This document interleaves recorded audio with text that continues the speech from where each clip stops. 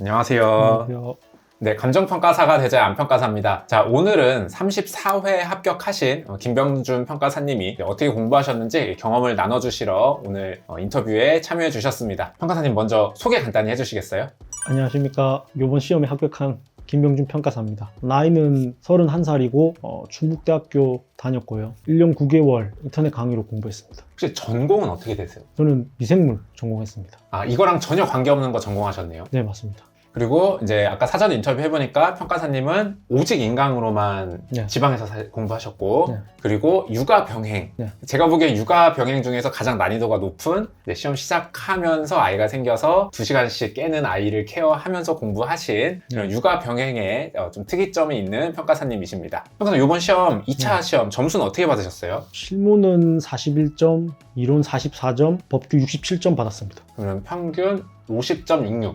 네, 맞습니다. 그럼 일단 뭐 간단한 것부터 합시다. 시험 도전하게 된 계기가 궁금한데요. 감정평가사는 어떻게 알게 되셨어요? 제가 2017년도에 공인중개사 자격증을 땄고 그때 이제 감정평가사라는 걸 알게 됐습니다. 그때는 이제 선망의 대상이었는데 제 일이 좀 안정되면서 아내하고 가족들이 권유해가지고 용기를 가지고 도전하게 됐습니다. 아, 그때 처음에 알았을 때는 왜 도전 안 하셨어요? 그때 그 공인중개사 그 강사님이 감정평가 이거 엄청 어려운 거다. 문제 나오면 그냥 찍어라. 그래가지고 그때 저는 이제 저 같은 사람은 도전 못하는 그런 시험인 줄 알았는데 합격 수기를 보니까 저도 한번 해볼 수 있을 것 같아서 용기를 가지고 도전했습니다. 네, 합격 수기를 보고 저 사람도 하니까 나도 할 수 있을 것 같다. 용기를 얻었다고 하십니다. 자, 시험은 언제부터 시작하신 거예요? 제가 2021년 10월 16일 토요일 처음으로 공부하려고 책상에 앉았습니다. 어떻게 이렇게 날짜 정확히 기억하세요? 제 시험이 7월 15일 날 있어가지고 계산해보니까 딱 만으로 1년 9개월 했더라고요. 그래서 좀 그렇게 외우게 됐습니다. 알겠습니다. 자, 시작하실 때 마음가짐은 어떠셨나요? 저는 아내랑 일단 2년만 해보자 그렇게 마음 가지고 도전했습니다. 2년에 안 되면은 그만두실 생각이었어요? 예, 그래서 저는 201등으로 떨어져도 이제 더 이상 안 한다고 생각했고 시험 치고 복귀도 안 하고 그냥 제 원래 하던 일 하고 있다가 이렇게 합격하게 됐습니다. 진짜 안 했을까요? 나중에 뭐 또 생각이 날 수는 있을 것 같은데 지금 당장에는 저도 공부하기 너무 힘들었고 그래서 바로는 도전 안 했을 것 같아요. 네, 알겠습니다. 자, 일단 평가사님이 특징이 두 가지가 있는데 일단 오직 인강으로만 하기로 결정하신 이유가 궁금합니다. 저는 그 결혼해서 가정이 있었기 때문에 서울로 갈 수 없었고 그래서 집에서 인터넷 강의를 들어야 했습니다. 선택지가 없었다? 네. 네. 그러면 이제 네. 그 모의고사는 실감으로 해야 한다라는 게 조금 압도적인 분위기잖아요. 네. 물론 이제 요즘은 그 온라인으로 하시는 분들 되게 많아진 것 같긴 해요. 네. 근데 어쨌든 대부분의 사람들이 그렇게 얘기하는데 그거 불안하진 않으셨어요? 근데 저는 또 제 성향상 집에서 공부하는 게 좋았고 또 인터넷 강의의 장점이 훨씬 크다고 생각해서 또 제가 시험장의 분위기만 조성한다면 크게 무리 없을 거라 생각했습니다. 시험장의 분위기를 만드는 게 뭐죠? 일단 뭐 정확하게 시간 엄수하면서 문제 푸는 거랑 그리고 계산기 막 이런 두드리는 소음 유튜브 틀어놓고 시험 치고 그렇게 좀 어수선한 분위기 더 이렇게 만들려고 그렇게 공부했습니다. 아, 그래서 실제 시험장 분위기 내가 혼자 좀 만들 수 있으면 혼자 해도 괜찮을 것 같았다. 그리고 또 공부하다 보면은 그래도 한 막판 3개월 정도는 서울을 가야 되나요? 하고 물어보시는 분들 되게 많거든요. 요거는 어떻게 생각하셨어요? 아내하고 가족들은 서울로 가보는 게 어떻겠냐고 했는데 저는 공부도 잘 되고 있었기 때문에 굳이 올라갈 필요 없다고 생각했습니다. 알겠습니다. 막상 해보니까 굳이 갈 필요는 없었던 것 같다. 그리고 제가 이제 이렇게 GS를 실강을 권유하는 이유 중에 하나가 GS 가면은 5시간을 문제를 푸는 거잖아요. 사실 100분씩 3번 300분을 문제를 푸는데 이게 웬만한 정신력 가지고서는 혼자 그거 5시간 못 푼다. 그래서 힘드니까 뭐 조금 안 풀게 되고 이러게 되기가 쉽기 때문에 웬만하면 GS 실강으로 오시는 게 좋습니다 라고 얘기를 하거든요. 근데 평가사님은 이게 가능했나요? 저도 처음에는 이제 3과목 전부 다 토요일 날 시간 재고 풀었는데 풀다 보니까 굳이 이게 하루에 꼭 3과목을 다 칠 필요 없을 것 같다는 생각이 들더라고요. 제가 그 시간에 충분히 집중하고 시험장 분위기가 만들어지면 법규는 금요일 저녁에 치더라도 시험 당일 날에는 충분히 체력적으로 정신적으로 할 수 있다 이렇게 생각했습니다. 시험장에서는 뭐 저절로 알아서 힘이 나겠지? 네. 그래서 나눠서 풀었다. 제가 보기에는 사실 이거 괜찮은 것 같아요. 네. 그러니까 온라인으로 보시는 분들은 어떻게 보면 또 막판에는 조금 연습할 수도 있죠. 근데 보통 때는 굳이 하루에 5시간을 사실 불가능에 가깝 있잖아요. 네. 그거를 굳이 하실 필요는 저도 없는 것 같아요. 체력적으로 힘들다 보니까 진이 빠지더라고요. 그쵸? 그래서 굳이 하지 않아도 되겠다 생각 들었습니다. 평가사님도 그러면은 이거 안 되겠다라고 생각한 쯤에서는 네. 5시간 동안 못 풀었나요? 네, 처음에는 그렇게 하려고 했는데 하다가 이제 손목도 아프고 또 그리고 금요일 저녁에 공부가 오히려 안 되더라고요. 그래서 이제 법규는 금요일 날 저녁에 풀고 실무 이론만 토요일 날 풀고 그랬습니다. 알겠습니다. 그리고 또 이 실강을 못 온다라고 하면은 많은 분들이 걱정하시는 게 뭔가 이게 강사님을 직접 보고 질문을 해야 되는데 이 온라인으로는 질문하고 답변 받는 게 좀 느리기도 하고 뭔가 내 의도도 잘 전달이 안 되고 그래서 이게 질문하는 게 되게 어렵다. 이걸 좀 걱정 많이 하시거든요. 네. 근데 실제로 그런 것들은 어떠셨어요? 일단 랜드잇은 그 시리법 단톡방이 잘 만들어져가지고 질문하는데 어려움은 없었고요. 또 실강 가는 사람들 얘기 들어보니까 막상 와도 질문하기 어렵다 그런 점들도 알고 있었고 또 단톡방에 제가 질문을 하면서 질문하기 전에 한 번 더 또 생각해보고 평가사님들이 이해할 수 있도록 또 정갈하게 정리하면서 또 그렇게 하는 작업이 제 공부하는데 오히려 도움이 된 것 같아가지고 질문하는 거는 뭐 인터넷 강의라고 크게 문제될 거 없다고 생각합니다. 오히려 이제 실강을 가면 네. 강사님 이렇게 앞에 있으니까 네. 그냥 이렇게 말로 물어보면 되니까 네. 되게 쉽게 툭 물어보거든요. 네, 네. 근데 오히려 그렇지 않은 게 공부에는 더 도움이 되더라. 네, 제 질문이 글로 이제 모든 수험생들이 보다 보니까 이해할 수 있도록 저도 한 번 더 고민하게 되고 깔끔하게 이렇게 정리정돈하는 작업이 제가 다시 이해하는데도 도움이 되더라고요. 맞는 것 같아요. 결국 우리 시험은 글로 쓰는 시험이네. 말로 하는 시험이 아니니까 그렇게 정리해보는 게 되게 좋은 것 같아요. 네. 근데 방금 얘기하신 것 중에 이제 다른 수험생들도 다 보기 때문에 눈치 보여서라도 네. 조금 더 이렇게 정갈하게 쓰려고 네. 한다. 네네. 그럼 가끔 다른 수험생들 질문하는 거 보면은 저거는 저렇게 질문하면 뭔 소리야 약간 이런 거 있었나요? 있었던 것 같습니다. 네, 알겠습니다. 네. 그리고 또 이제 실강을 안 듣거나 뭐 이제 이 신림동 생활을 안 하시는 분들이 또 불안해하는 게 뭐 합격 수기들 보면은 뭐 개별 스터디가 되게 하면 되게 좋다던데 네. 이런 거를 못 하는 거 이런 거는 조금 걱정 안 되셨어요? 저 처음에는 그래서 온라인으로 이제 인증하는 스터디를 2-3개 정도 했었는데 근데 나중에 가서는 다 이제 흩어지게 되고 근데 또 공부 습관이 잡히니까 굳이 또 스터디를 안 해도 될 거라고 생각했고요. 그래서 뭐 막판에는 그냥 혼자 공부했고 독서실에서 열심히 하는 친구들 보면서 제 러닝메이트 삼아가지고 공부했습니다. 오히려 이제 그럼 개별 스터디가 초반에 그렇게 온라인으로 한 게 뭐 공부 습관 잡는 데는 좀 도움이 됐나요? 네, 처음에는 좀 이렇게 정보도 공유하고 또 제가 몰랐던 공부 방법 듣게 되면서 도움이 됐던 것 같고 이후에 익숙해지니까 형식적이게 되더라고요. 그래서 나중에 이제 흩어졌는데 그 이후에는 또 필요 없다고 생각했습니다. 알겠습니다. 공부 습관이 잡히고 나면은 사실 뭐 그렇게까지 상관없다. 네. 알겠습니다. 근데 이제 이 개별 스터디를 하는 이유 중에 하나가 그 공부의 컨텐츠의 퀄리티. 내가 이제 뭐 배우는 거보다도 내가 힘들 때 네. 예를 들면 이제 이게 사실 마라톤인데 네. 얘기하신 것처럼 런닝메이트가 생겨서 계속 좀 내가 힘들 때 그래도 옆에서 사람들이 같이 뛰고 있으니까 나도 뭐 어떻게 보조 맞추다 보면은 이렇게 뛰어지고 컨디션 되게 안 좋을 때 맨날 컨디션 좋을 수 없으니까 그럴 때는 개별 스터디가 좀 도움이 된다라고 생각하는데 평가사님 뭐 공부하실 때 뭐 컨디션에 편차가 없으신 편이었나요? 없는 편이 맞는 것 같기도 하고 또 근데 저도 힘들 때는 뭐 아내랑 저녁에 넷플릭스 보면서 쉬다가 뭐 감정평가 공부하는 친구는 아니지만 그 회계사 공부하는 친구 한 명 있었는데 그 친구를 이제 마음속으로 런닝메이트로 삼아서 쟤보다 빨리 독서실 가고 늦게 집에 간다 이렇게 공부했습니다. 그 사람은 그 사실을 전혀 모르는데 예, 모르는 혼자 결국은 뭐 런닝메이트가 필요한 거니까 스스로 좀 자극받는 방법을 이제 스스로 찾으신 거라고 보이네요. 네, 맞습니다.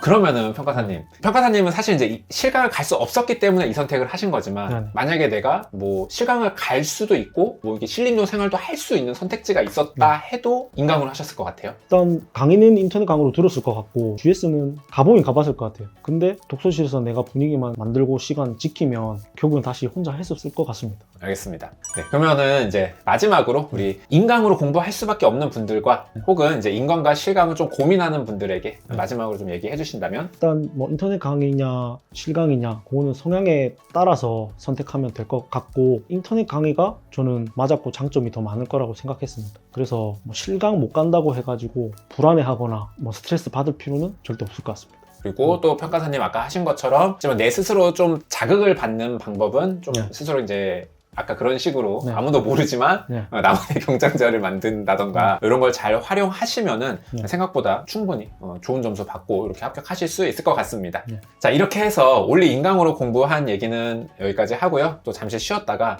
그 다음 시간에는 이제 1차 공부 얘기 한번 해보도록 하겠습니다. 네, 안녕하세요. 감정평가사가 되자 안평가사입니다. 자, 오늘은 34회 합격하신 김병준 평가사님의 공부 경험담을 듣고 있습니다. 김병준 평가사님은 2년차에 합격하셨고 오직 인강으로만 공부하셨고 그리고 이제 또 아이도 태어나면서 약간 부족한 시간을 잘 쪼개서 쓰신 그런 특징이 있습니다. 이번 시간에는 평가사님 1차 공부하신 거 얘기를 좀 하고 싶은데요. 평가사님은 한 5년 전쯤에? 네. 5년 전쯤에 공인중개사를 따신 경험이 있으신 분이세요. 그래서 좀 비슷한 상황이 있으신 분들, 몇 년 전에 공인중개사 따서 내용 다 까먹은 상태에서 1차 공부를 하면 이제 어떻게 느껴지는지, 어떻게 공부하면 좋은지 이런 얘기들 한번 해보도록 하겠습니다. 평가사님 일단 1차는 점수 몇 점 나오셨어요? 회계가 60점, 경제 57.5점, 민법이 92.5점, 감관법이 72.5점, 부동산 학이 65점 나왔습니다. 민법이 되게 잘 나왔네요. 3개 틀리셨네요. 네, 맞습니다. 평균은 몇 점이죠? 69점 정도 되는 것 같습니다. 자, 그러면은 이제 10월에 공부 시작하셨다고 하니까 10월부터 그 해 3월까지, 4월 초에 봤으니까 공부 전체적인 과목 순서는 어떻게 되셨어요? 회계,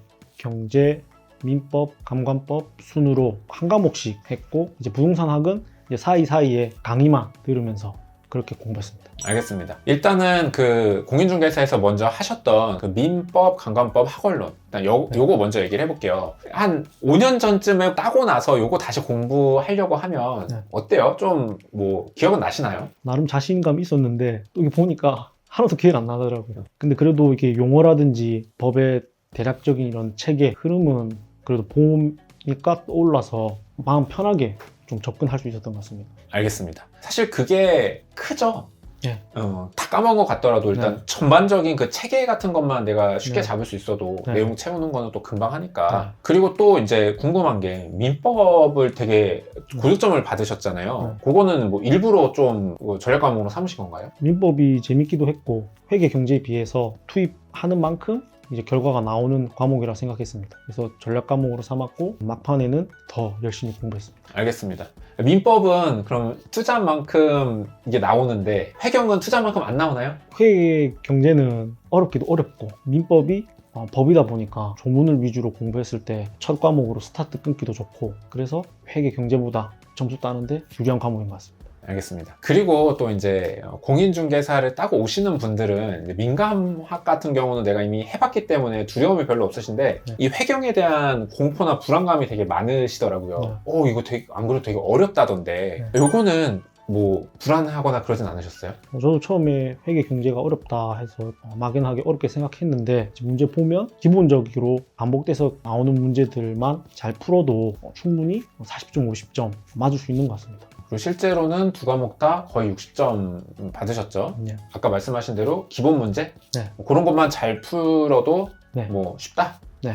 네, 알겠습니다. 자, 그리고 이제 과목별로 간단하게 뭐 공부 어떻게 하셨는지 좀 코멘트 좀 들어보고 싶습니다. 일단 회계 같은 경우는 강의는 뭐 들으셨어요? 전 기본적으로 기본 강의 그리고 문제 풀이 강의 들었고 회계 경제는 파이널 강의까지 들었습니다. 알겠습니다. 뭐 결국은 얘네는 이제 반복인데 네. 회계는 뭘 반복하셨어요? 회계는 어려운 파트, 뭐 현금 흐름표 이런 것들은 처음부터 안 받고 그리고 자주 출제되는 유형자산이나 비중 높은 파트들 위주로 공부했고요. 그리고 원가 회계 그리고 말문제 또 막판에 정리하면서 그렇게 계속 문제는 셀 수 없이 많이 풀으면서 공부했습니다. 아, 문제를 그냥 셀 수 없이 많이 풀었다? 네. 그럼 문제를 뭐 회계도 이제 타시험 회계도 있고 아니면 우리 딱 시험 기출만 풀 수도 있고 아니면 뭐 조금 더 풀거나 이럴 수도 있는데 그거는 어떻게 하셨어요? 저는 회계 경제 전부 다 그냥 저희 기출 문제만 풀었고 기본적으로 풀 수 있는 문제들만 풀어도 충분히 40점은 넘길 수 있는 것 같습니다. 실제 이렇게 공부해서 40점 넘길 수 있다라고 하지만 이제 한 60점 정도 받는 공부법이었다. 그리고 뭐 회계에 대해서 마지막으로 뭔가 코멘트를 주신다면요? 저는 처음부터 어려운 파트들은 과감하게 버렸고 그래서 마음도 부담 덜 가지고 그 대신 나머지 문제들은 반드시 맞추겠다는 마음으로 공부했고요. 회계하고 경제는 기본 강의, 이론 강의보다 문제풀이 강의가 훨씬 중요한 것 같습니다. 알겠습니다. 문제풀이 강의도 여러 번 들으셨나요? 그러니까 문제풀이 강의를 중심으로 들었고 또 그때 필요하면 이제 기본 강의 다시 넘어가서 듣는 그런 식으로 공부했습니다. 아, 기본 강의 일단 한번 쭉 듣고 네. 문제풀이 강의를 중심으로 들으면서 네. 필요하면 오히려 기본 강의를 잠깐 네네. 다시 듣는 방법으로 네네. 완전 문제풀이 위주로 공부를 하셨네요. 네네. 알겠습니다. 참고로 그 셀 수도 없이 많이 풀었다는 건 대충 몇 번 정도일까요? 10번까지는 안 되는 것 같고 그냥 한 7, 8번 음, 정도 같은 문제 계속 풀었던 것 같습니다. 알겠습니다. 자, 그 다음에 경제. 경제는 강의는 어떻게 들으셨나요? 경제도 기본 강의랑 문제풀이 강의 그리고 파이널 강의 들었고 경제는 회계보다 더 기본 강의보다 문제풀이 강의가 중요한 것 같습니다. 그래서 문제풀이 강의 또 듣고 또 아까처럼 기본 이론 다시 듣고 싶으면 다시 넘어와서 듣고 이것도 우리 시험 기출만 계속 반복해서 푸신 거예요? 네, 기출 문제를 위주로 했고 그리고 이제 모의고사 또 일주일에 한 번씩 풀고 그거 정리하고 그랬습니다. 모의고사는 이제 시중에 있는 그 마지막쯤에 나오는 네네. 학원별 모의고사들. 네. 알겠습니다. 자, 그 다음에 민법. 민법은 강의 어떻게 들으셨어요? 민법은 한번 공부했음에도 그래도 기본 강의 들어야 된다고 생각해서 기본 강의부터 이제 문제풀이 강의까지 들었고 마찬가지로 문제풀이 강의가 저는 또 중요하다고 생각해서 문제풀이 강의 그리고 모의고사 매주 풀면서 공부했습니다. 그럼 문제풀이 강의랑 모의고사만 계속 반복하신 건가요? 문제 말고 이제 강사님이 주시는 조문 그리고 OX 그 교재를 가지고 계속 지문 OX를 치면서 그렇게 반복하면서 공부했습니다. 그러면 이제 민법 같은 경우도 뭐 이제 문제풀이에서 나온 문제들. 네. 근데 문제풀이 문제도 약간 우리 기출 문제도 있고 아닌 문제도 있잖아요. 네.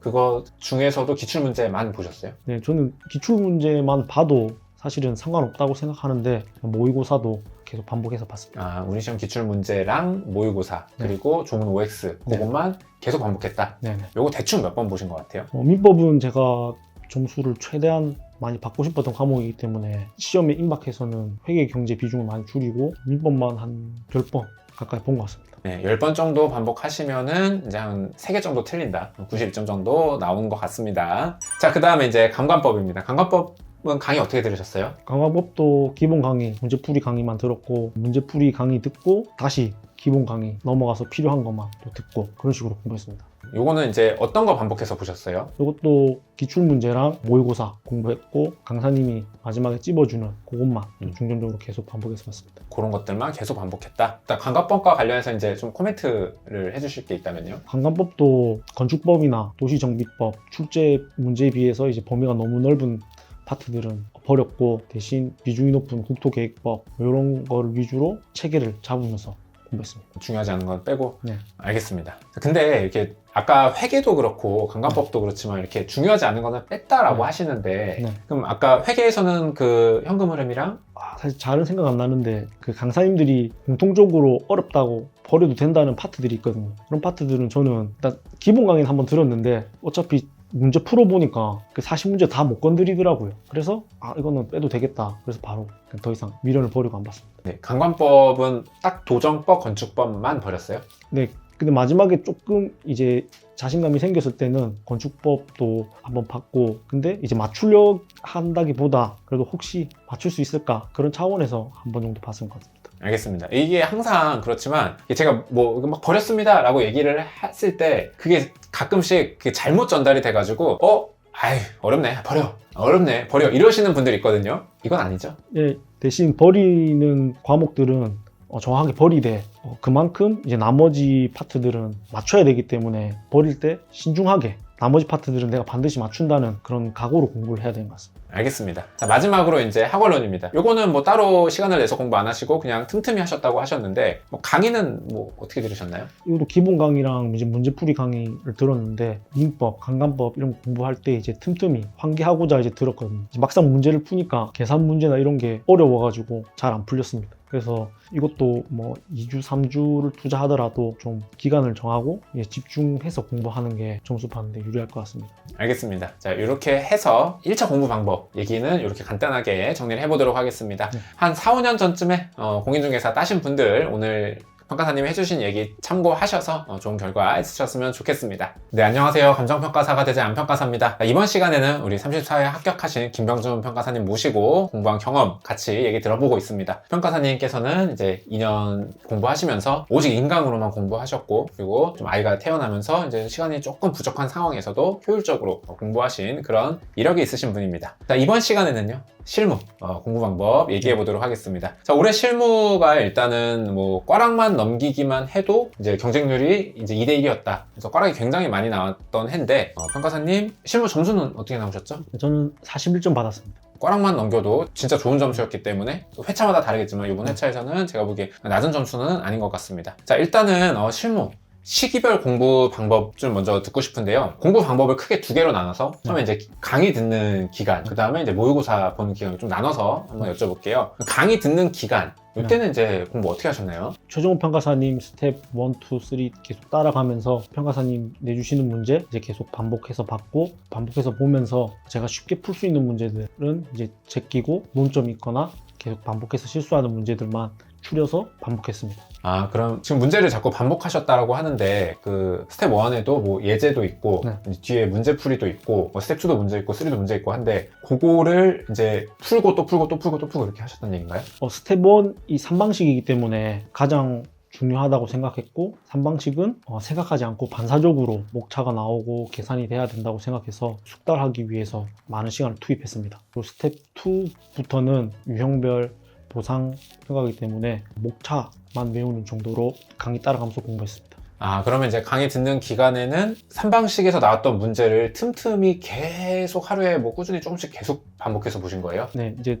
3방식은 스텝 1 하고 나서도 이제 2, 3 진행될 때 계속 이제 반복해서 연습했고, 이제 스텝 2는 2 할 때만, 3 할 때만, 이제 1은 계속 이제 누적해서 계속 숙달하려고 노력했습니다. 아, 그럼 왜 스텝 1만 계속 이거를 반복해서 풀고 2, 3는 좀 이렇게 목차 정리 정도로만 하고 왜 미뤄뒀어요? 저희 실무가 3방식은 이제 보다 좀 깊게 많이 연습해야 된다고 생각하고, 그 대신 이제 유형별이나 보상, 정비 이쪽은 깊이보다 이제 얇지만 넓게, 그래서 목차 위주로 외우면 충분히 풀 수 있다고 생각했습니다.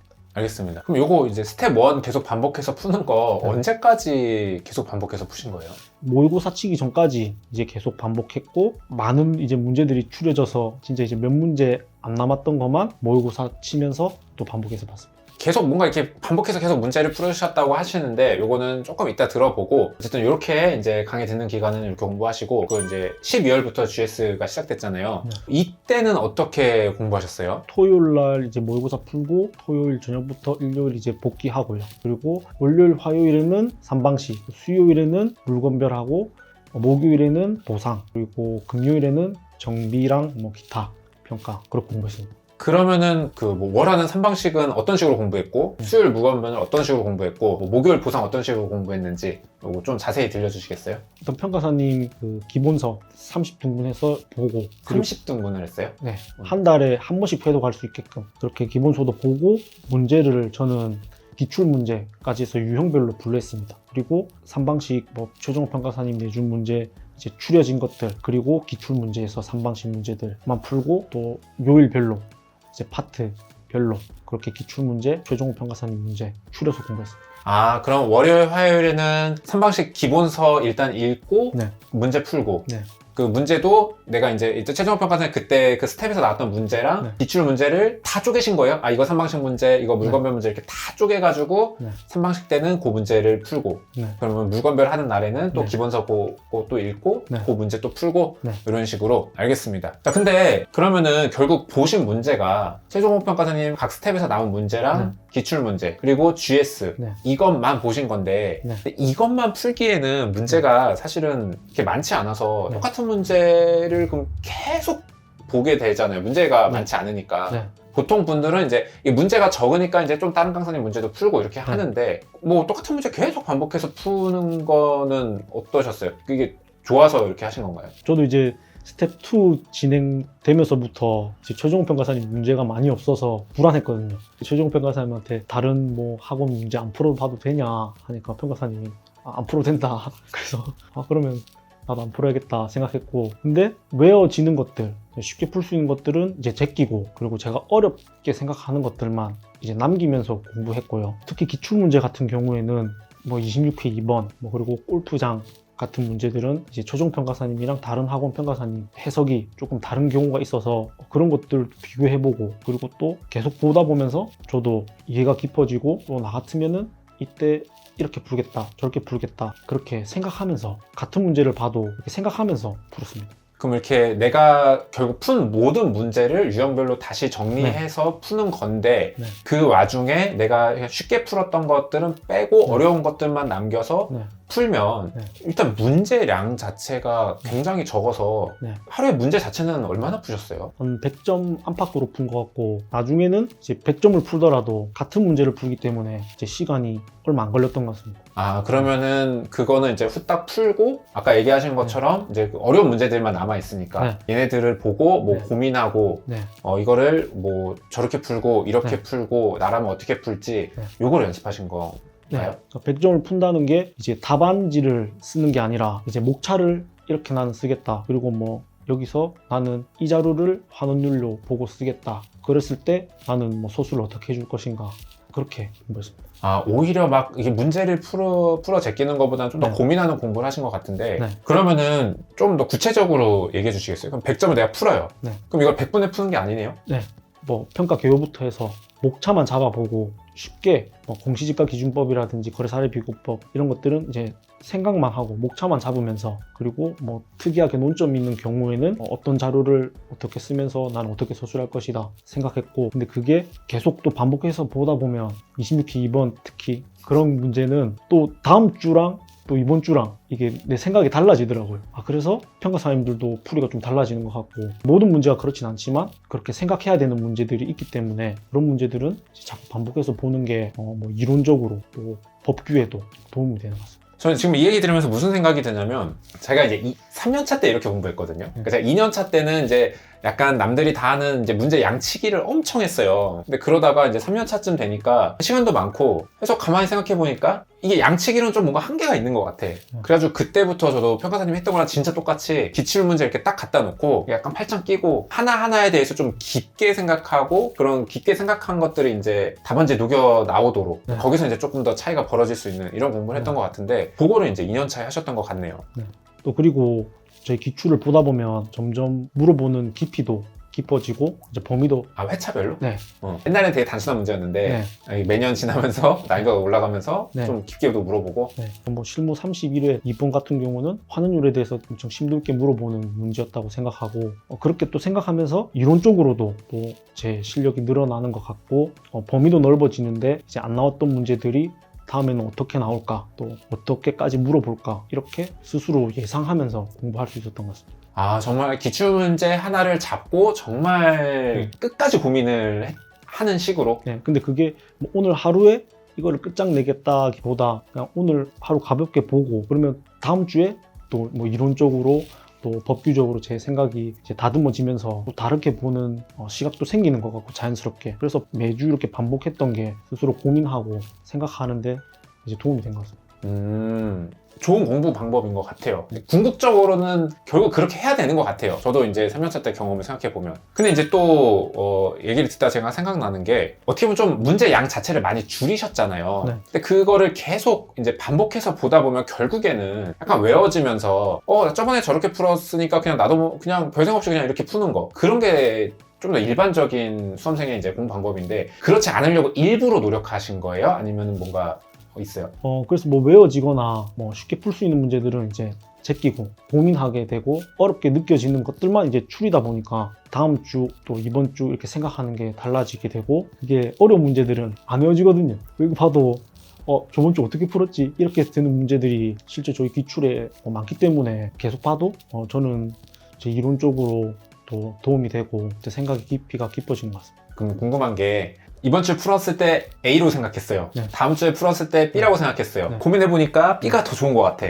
그래서 또 다음 주에 풀었는데도 여전히 B로 풀었어. 그럼 얘는 마스터하고 빼요? 맞습니다. 그렇게 이제 하나하나 이렇게 소거해가면서 문제를 최종적으로 이제 진짜 엑기스들만 남기면서 그렇게 공부했던 것 같습니다. 그렇게 하면은 뭐 한 두세 달 하면 다 빠지는 거 아니에요? 이게 또 강사님들마다 또 답안이 다르고 이렇게 한 걸 보면 저희가 사실은 한두 번 봐도 잘 안 외워지고 이해가 안 되는 부분이 있기 때문에 저도 생각해보면 2년차 때 기출문제 많이 풀었다라고 느꼈고 이렇게 풀면 되겠지라고 해서 넘어갔던 것들이 많은데 스터디 문제랑은 또 좀 다르게 기출문제는 3년차 때 보면은 또 새롭고 또 새로웠던 그런 느낌이 기억이 납니다. 근데 저는 궁금한 게 보통은 이렇게 공부를 안 하잖아요. 보통은 이렇게 뭐 기출문제를 가지고 진짜 심도 있게 공부를 한다기보다는 조금 더 그냥 다량의 문제를 푸는 식으로 많이 공부를 하는데 네. 어떻게 이렇게 공부하실 생각을 하게 됐어요? 저는 일단 물리적으로도 공부하기가 어려웠기 때문에 다른 학원 보긴 봤지만 최종 평가사님 문제만 풀어도 충분하다고 생각했고요. 모의고사는 일주일에 한 번 보지 않습니까? 그렇게 생각하면 월, 화, 수, 목, 금 그때 뭘 볼까 하니까 이렇게 그래도 반복해서 본다면 기출문제를 보는 게 좋을 것 같다 생각했고, 그 기출문제 보면 아까도 말씀드렸지만 자꾸 달라지거든요. 그렇기 때문에 기출문제 그리고 최종 평가사님 문제만 제대로 보고 가야겠다, 그렇게 제 스스로 범위를 결정했습니다. 알겠습니다. 그 외에 이제 이렇게 뭐 기출 문제를 깊게 생각하는 거 외에 또 중요하게 생각하신 부분 있나요? 일단 저희 실무 시험이 100분 안에 이제 100점을 풀어야 되는데 처음부터 이 시간 강박 가질 필요는 없지만 나중에 모의고사 들어와서는 이제 100분 안에 들어오는 연습을 계속 해야 되거든요. 그때 이제 최종 평가사님 말씀대로 내가 왜 100분 안에 안 들어오는지, 내가 고민이 많아서 안 들어오는 건지 아니면 목차가 안 외워져서 안 들어오는 건지 단순히 계산이 느린 건지 이거를 스스로 문제 풀면서 체크해놨다가 보완하는 훈련을 해야 되고, 저 같은 경우에는 이제 목차가 안 외워지고 특히 토지보상법 70조 5항 같은 경우에는 그 부분을 외우고 어떻게 하면 더 간결하고 빨리 서술할 수 있을까 연습했고요. 그리고 우리 모의고사 칠 때 점수 잘 받으시는 분들 답안지도 보면서 개별 요인 같은 경우 뭐 또 현금 흐름 이런 거 그릴 때 표로 그려서 영리하게 하는 모습들 보면서 나도 저런 형식적인 부분들을 보완하고 그렇게 하면서 공부했습니다. 알겠습니다. 그리고 또 이제 이 최종호 평가사님 커리큘럼을 들으시는 분들이 경험하는 게 GS 들어오면 갑자기 문제가 엄청 난이도 올라가잖아요. 뭐 그전까지 뭐 문제 많이 안 풀어도 됩니다, 뭐 이렇게 잘 정리하시면 됩니다 하다가 GS 들어오면은 갑자기 뭐야 너무 이제 문제 어렵게 내니까 사람들이 이제 대부분 그때 당황을 많이 하거든요. 비슷한 경험이 있는지와 그거 어떻게 해결했는지. 저도 나름 3방식 이런 거는 숙달 많이 했다고 생각했는데 처음 들으니까 100점에 100분에 안 들어오더라고요. 막 처음에 화나기도 하고 짜증나고 막.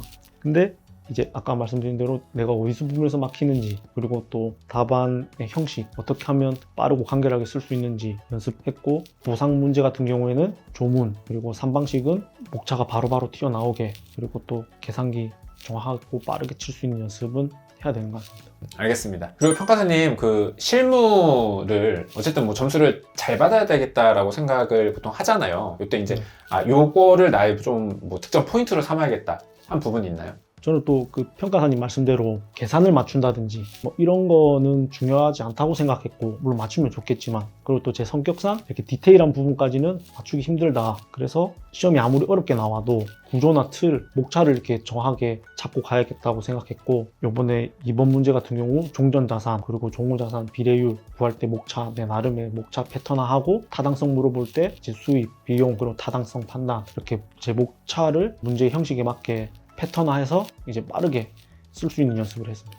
그럼 사실 이제 그 전에 시험 같은 경우에는 실무 점수가 전체적으로 인플레가 좀 심했잖아요. 그래서 왠지 이렇게 좀 틀이나 목차 정도만 가지고 가면은 이 정도 점수로는 합격을 못 할 수도 있다, 이런 생각은 안 해보셨어요? 일단 첫 번째로는 다시 저는 평가사님 말씀대로 어려워질 거라고 생각했고, 33회가 특이한 해였다고 생각했고, 그래서 구조, 목차 정확하게 빠르게 쓸 수 있는 게 우선이라고 생각했고요. 근데 만약에 또 쉽게 나온다고 하면 답안을 쓸 때 이제 한 2줄, 3줄 이렇게 띄워 쓰면서 시간이 남았을 때 추가적으로 서술할 수 있도록 그렇게 준비하면서, 이번 시험에서도 시간이 남아가지고 남았어요? 사실 1번 같은 경우는 40분이 안 걸렸거든요. 그래서 이제 시간이 남아서 최유효용 막 의도 더 써주고 빈칸에 그런 식으로 운용을 했습니다. 알겠습니다. 그리고 마지막으로 여쭤보고 싶은 게 이제 최종호 평가사님 커리큘럼을 타시는 분들이 이제 뭐 문제풀이를 양측이 많이 안 하는 스타일이잖아요. 네. 근데 이제 그러다 보니까 나중에 뭔가 GS에 맞닥뜨렸을 때 이제 100분의 100점을 이제 못 푼다던가 네. 뭐 이런 것들 이거 다시 양측으로 돌아가야 되나? 이런 고민들을 좀 하시거든요. 그런 경험은 없으셨어요? 문제 많이 안 풀어진다고 하시는데 3방식 같은 경우에는 반사적으로 빠르게 이렇게 나올 수 있도록 숙달은 해야 되는 것 같고 처음부터 그 시간에 강박을 가질 필요는 없다고 생각해요. 마지막 이제 모의고사 들어와서 내가 어디서 막히는지 그때 파악하고 이제 만회할 수 있으니까 시간에 대한 강박은 처음부터 안 가져도 된다. 모의고사 풀면서 내가 부족한 부분 채울 수 있고요. 대신 그 전까지 3방식 정도는 목차가 바로바로 튀어나오고 계산기 손에 익히고 그 정도는 해야 되는 것 같습니다. 문제는 많이 안 풀더라도 네. 그래도 3방식 정도는 숙달되게는 네. 좀 해둬야 된다? 네. 그럼 오히려 이제 뭔가 속도나 기술적인 거는 GS 하면서도 충분히 잡아나갈 수 있으니까 네. 그럼 그 전까지는 네. 뭘 해놔야 되는 거죠? 그래도 3방식 그리고 계산기 자연스럽게 칠 수 있도록 연습하고 그리고 뭐 물건별 보상 평가 같은 경우에 목차가 어떻게 구성되는지 내용 정도는 알고 있어야 시간 안에 안 들어오더라도 건드릴 수 있는 정도가 돼야 되는 것 같습니다. 일단 시간에 구애받지 않고 건드릴 수 네. 있는 정도는 돼야 되고 네네. 그거를 이제 GS 하면서 네. 이게 줄여나가면 된다? 알겠습니다. 이렇게 하면 이제 아마 제가 느낌에는 다른 학생들은 보통 이제 100분에 100점 들어오는 걸 먼저 훈련을 하는 것 같아요. 네. 그러다 보면은 조금 네. 이제 내가 뒤처지는 것 같고 스트레스 받을 수 있지만 네. 전혀 상관없다인가요? 내용을 숙지하는 게 우선이고 시간 안에 들어오는 거는 모의고사 가가지고 해도 충분한 것 같습니다. 네, 알겠습니다. 실무 공부는 이렇게 하셨다라고 합니다. 많은 도움이 되셨으면 좋겠고요. 잠시 쉬었다가 이론 공부 얘기도 들어보도록 하겠습니다. 네, 안녕하세요. 감정평가사가 되지 않평가사입니다. 이번 시간에 우리 34회 합격하신 김병준 평가사님의 경험담 얘기 듣고 있습니다. 김병준 평가사님은 2년차 합격하셨고 인강으로만 공부를 하셨고 또 이제 그 사이에 아이가 태어나는 이벤트가 있어서 공부 시간이 조금 뭐 일반 수험생보다는 좀 부족해서 굉장히 좀 효율적으로 공부를 하신 분입니다. 자, 이번 시간에는요 이론 공부 방법 얘기 들어보도록 하겠습니다. 이론 몇 점 받으셨나요? 44점 받았습니다. 네, 이론 점수는 합격자 평균보다는 좀 아래네요. 네, 맞습니다. 주된 이유가 뭐라고 생각하시나요? 암기가 법규처럼 이렇게 짱짱하게 안 돼 있다 보니까 거기서 좀 지체한 것 같고 또 더 이렇게 잘 쓰려고 욕심을 부리다 보니까 계속 시간에 쫓기면서 썼거든요. 그게 전체적으로 점수를 깎아먹는데 요인이 된 것 같습니다. 네, 알겠습니다. 자, 요거 이제 하시면서 한번 얘기 들어보도록 하겠습니다. 일단 시기별 공부 방법 얘기 궁금한데요. 기본 강의 듣는 시즌과 모의고사 보는 시즌 좀 나눠서 여쭤볼게요. 자, 강의 듣는 시즌에는 어떻게 공부하셨어요? 김하연 평가사님 강의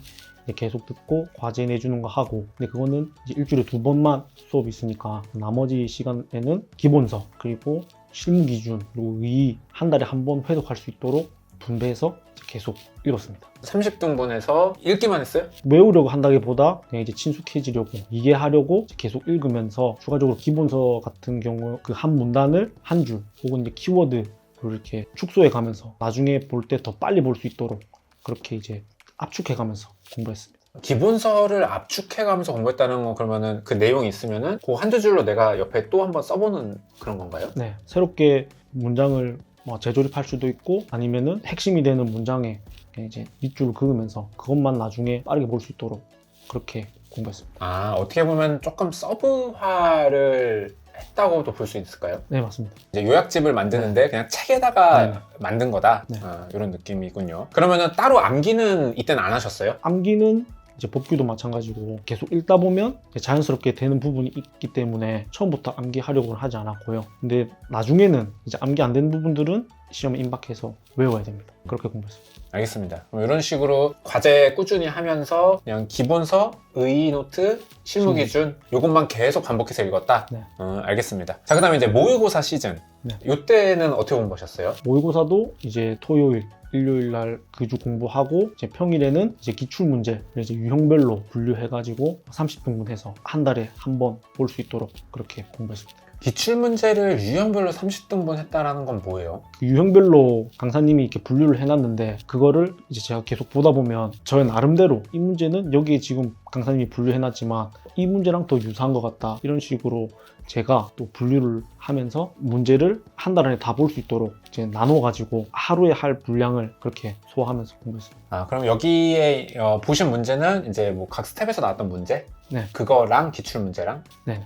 그것만? 그렇게 하고 주말에는 이제 스터디 복귀하고. 아, 그래서 그것만 이제 계속 유형 분류를 하면서 30등분해서 그거 계속 봤다? 네. 그러면 이 이론에서 이렇게 기출 문제나 뭐 어떤 그런 수업 과정에서 나온 문제를 반복해서 봤다라는 게 네. 이렇게 문제 보고 답 읽어봤다는 거예요? 답안이 기본서랑 실무 기준을 바탕으로 또 구성되어 있기 때문에 기본서를 계속 읽어왔으면 이제 그 부분이 자연스럽게 이렇게 써야지 이렇게 외워지는 것도 있고 그런 것들은 또 제치고 그리고 또 잘 이해 안 되는 부분만 또 이렇게 계속 남기면서 그렇게 계속 반복해서 읽었습니다. 아, 알겠습니다. 그럼 문제를 푼 건 아니에요? 이제 처음에 이제 문제를 보고 제 나름대로 목차 잡아보고 이 안에 어떤 내용이 들어갈지 생각하고 나서 이제 답안이랑 비교해보면서 이렇게 썼구나 저렇게 썼구나 비교해가면서 공부했습니다. 아, 그럼 걔도 이제 볼 때마다 계속 목차 다시 잡아보고 이러셨어요? 네네. 알겠습니다. 그러다가 이제 어느 정도 뭐 이거는 완성형 목차다라고 네. 된 거는 빼고 네네. 알겠습니다. 그럼 이것도 아까 실무랑 비슷하게 그러면은 계속 내가 목차 달라지는 애들만 남겨서 걔만 이제 깊게 고민하고 이렇게 남기신 거예요? 네, 맞습니다. 그럼 얘도 실무처럼 그 남은 문제들에 대해서 뭐 A처럼도 생각해보고 B처럼도 생각해보고 네. 뭐 이론적으로도 더 깊게 파고 들어가보고 이런 식으로 네. 이분은 특히나 더 끝이 없죠? 다음 주랑 뭐 오늘이랑 내일 그 답안 달라지기 때문에 계속 고민하면서 그렇게 공부했습니다. 그럼 저는 궁금한 게 저는 이제 이런 공부를 해봤었는데 이게 어느 순간 그냥 딱 보면 이게 내가 쓸 수 있는 뭐 좀 최대치다 같은 느낌이 들면 거기서부터는 저는 생각이 더 확장이 안 되더라고요. 굳어져 버리더라고요. 그런 적은 없으셨어요? 끊임없이 뭔가 계속 다르게 생각되고 끊임없이 계속 새로운 시각이 보이고 이러셨어요? 계속 새로운 생각을 하는 건 아니고 내가 시험장이라면 어떻게 쓸 수 있을까 그 정도까지만 그러면 난 이 문제가 나왔을 때 이렇게 구성해야겠다 이렇게 판단되면 그 문제는 이제 제끼고 계속 새로운 생각을 한다기보다 내가 시험 현장에서 어떻게 쓸 수 있을까 나만의 최고 답안이 나올 때까지 그렇게 계속 반복해서 봤습니다. 어떻게 보면은 좀 이 답안을 외운다기보다는 걔를 봤을 때 어떻게 대처하는 그 접근법을 외우신 거에 가까운가요? 제가 생각한 거랑 기출 문제집 답안 비교하면서 이게 더 좋은 것 같다 그러면 이렇게 또 외울 건 외우고 근데 나는 내 생각이 더 괜찮은 것 같다 하면 너무 튀지 않지만 보수적인 입장에서 이렇게 또 구성하면 좋을 것 같다 저 스스로 이제 목차를 이렇게 만들어 보고 그랬습니다. 이게 문제를 보고 이렇게 계속 목차 고민을 하시면서 이제 공부를 하셨다. 그럼 혹시 그 기본서랑 의 실무 기준 읽는 거는 이때는 안 하셨나요? 근데 이제 기출 문제 답안이 결국 이제 기본서랑 실무 기준으로 이루어져 있어서 이제 겹치는 부분들은 빼고 하면은 기본서, 실무 기준 그리고 기출 문제 다 합쳐도 얼마 안 되거든요. 그러면 이제 그것도 더 빨리 계속 봤던 거기 때문에 하루에 다 그게 읽을 수 있게 되었습니다. 의, 기본서, 실무 기준은 여전히 계속 봤다. 네. 물론 이제 답안이랑 겹치니까 빠지는 게 많았지만 네. 여전히 계속 봤다. 그럼 공부 방법이 되게 단순한 것 같아요. 의, 실무 기준, 기본서를 계속 반복해서 보면서 기출 문제도 계속 반복해서 보고 그리고 그냥 내가 어느 정도 해결됐다 싶은 건 빼고 이렇게 그 기본서, 의, 실무 기준을 반복해서 보면은 뭐가 좋아요? 계속 보면 일단 자연스럽게 또 외워지고 또 이해가 깊어지게 되고 저는 범위를 또 늘릴 수도 없었고 가용된 시간 안에서 이것만 해도 이제 충분하다고 생각했고요. 모르는 문제가 나와도 이 기본서 실무 기준 내용을 바탕으로 이제 돌려쳐서 해결할 수 있어야 된다고 생각하기 때문에 범위를 넓히는 게 오히려 안 좋다고 생각했어요. 근데 뭐 사실 실무 기준이 현재로서는 네. 범위의 마지막이잖아요. 네네. 그거보다 넘어가면 이제 뭐 이제 시사 이슈나 뭐 네. 논문 이런 건데 네. 그것도 뭐 GS에서 어쨌든 정리하고 네. 뭐 제가 보기에는 이게 범위를 안 넓히신다고 하셨는데 네. 사실 실무 기준만 보는 것도 제가 보기에는 수험생들이 조금 버거워하거든요. 제가 보기에는 그 절대 좁게 보신 건 아닌 것 같아요. 저는 실무 그 유형별, 물건별 그 공부할 때 실무 기준 내용이랑 많이 겹치니까 그때 또 공부하면서 실무 기준 같이 보고 했거든요. 그렇게 하니까 뭔가 좀 더 이렇게 그냥 실무 기준만 보면 양이 많은데 또 실무 공부할 때도 실무 기준 같이 보고 실무 기준도 계속 보니까 별로 그렇게 많다고는 생각 안 했습니다. 알겠습니다. 자, 뭐 공부 방법 이렇게 얘기 들어봤고 그리고 이제 실제 이론을 하면서 사람들이 많이 어려워하는 게 처음에 글 쓸 때 이게 되게 못 쓰겠다. 첫 글쓰기에 대한 두려움 이런 거 없으셨나요? 저도 처음에는 쓰는 게 어려웠는데 김한평 가사님이 아무 말 대잔치 해도 된다. 그래서 근데 그래도 또 막상 쓰니까 부끄럽더라고요. 그래도 그냥 써보고 마음대로 생각해서 써보고 나중에 이제 기본서나 기출문제 계속 받아보면 이론도 내가 막 내용을 창조해서 쓰는 게 아니라 기본서나 실무 기준을 바탕으로 쓰이는 거라는 걸 이제 깨닫게 되면서 나중에는 자연스럽게 잘 써졌던 것 같습니다. 일단 처음에는 그냥 아무 말이라도 써서 일단은 좀 입을 틔우고 네. 그 다음에 이제 공부가 계속 되다 보면은 결국에 그 아무 말들이 점점 정돈이 돼간다. 네, 맞습니다. 일단 처음에는 그냥 아무 말이나 써라. 생각나는 대로 그냥 써라. 네. 알겠습니다. 그리고 이제 공부하신 거 얘기 들어보면은 이론도 이 글 쓰는 훈련을 많이 해야 한다라는 사람들도 있는데 네. 그 GS 한 번은 답안은 제출을 하실 정도로 쓰신 거죠? 네, 이제 그 모의고사는 다 제출했고 그리고 기출문제 이런 거는 이제 목차만 잡아보고 안에 어떤 내용이 들어갈까 생각만 했고 이제 100점을 풀 답안으로 쓰진 않았습니다. 그렇게 공부하신 이유는 뭐예요? 그러니까 이론도 그 내용을 제가 창조하는 게 아니라 기본서나 실무 기준을 바탕으로 쓰고 또 문제에 맞게끔 목차를 돌려 쓰는 거기 때문에 기본서랑 실무 기준 꾸준히 회독하고 또 외워지면 안 써봐도 머리로만 말로만 해도 충분하다고 생각했습니다. 알겠습니다. 이렇게 하면은 되게 이론 공부 쉽네요. 많이 반복해서 읽고 실무 기준까지 계속 반복해서 읽고 그냥 그거 바탕으로 돌려쳐 쓰고 이론에서 별로 어려웠던 경험은 없으셨어요?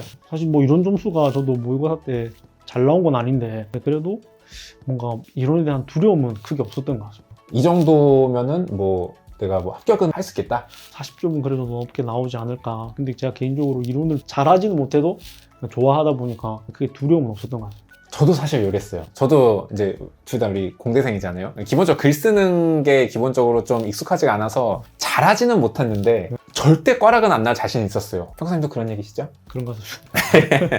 그리고 또 이제 이거 지금 얘기해 주신 이런 공부 방법 외에 조금 더 이제 다른 팁들이 있다면요? 저는 서결에 어떤 내용을 쓸지 정형화하려고 했고 예를 들면 서에서 감정평가 의의부터 시작한다. 문제 4번 서에서는 관련 개념 정의부터 쓰면서 시작한다.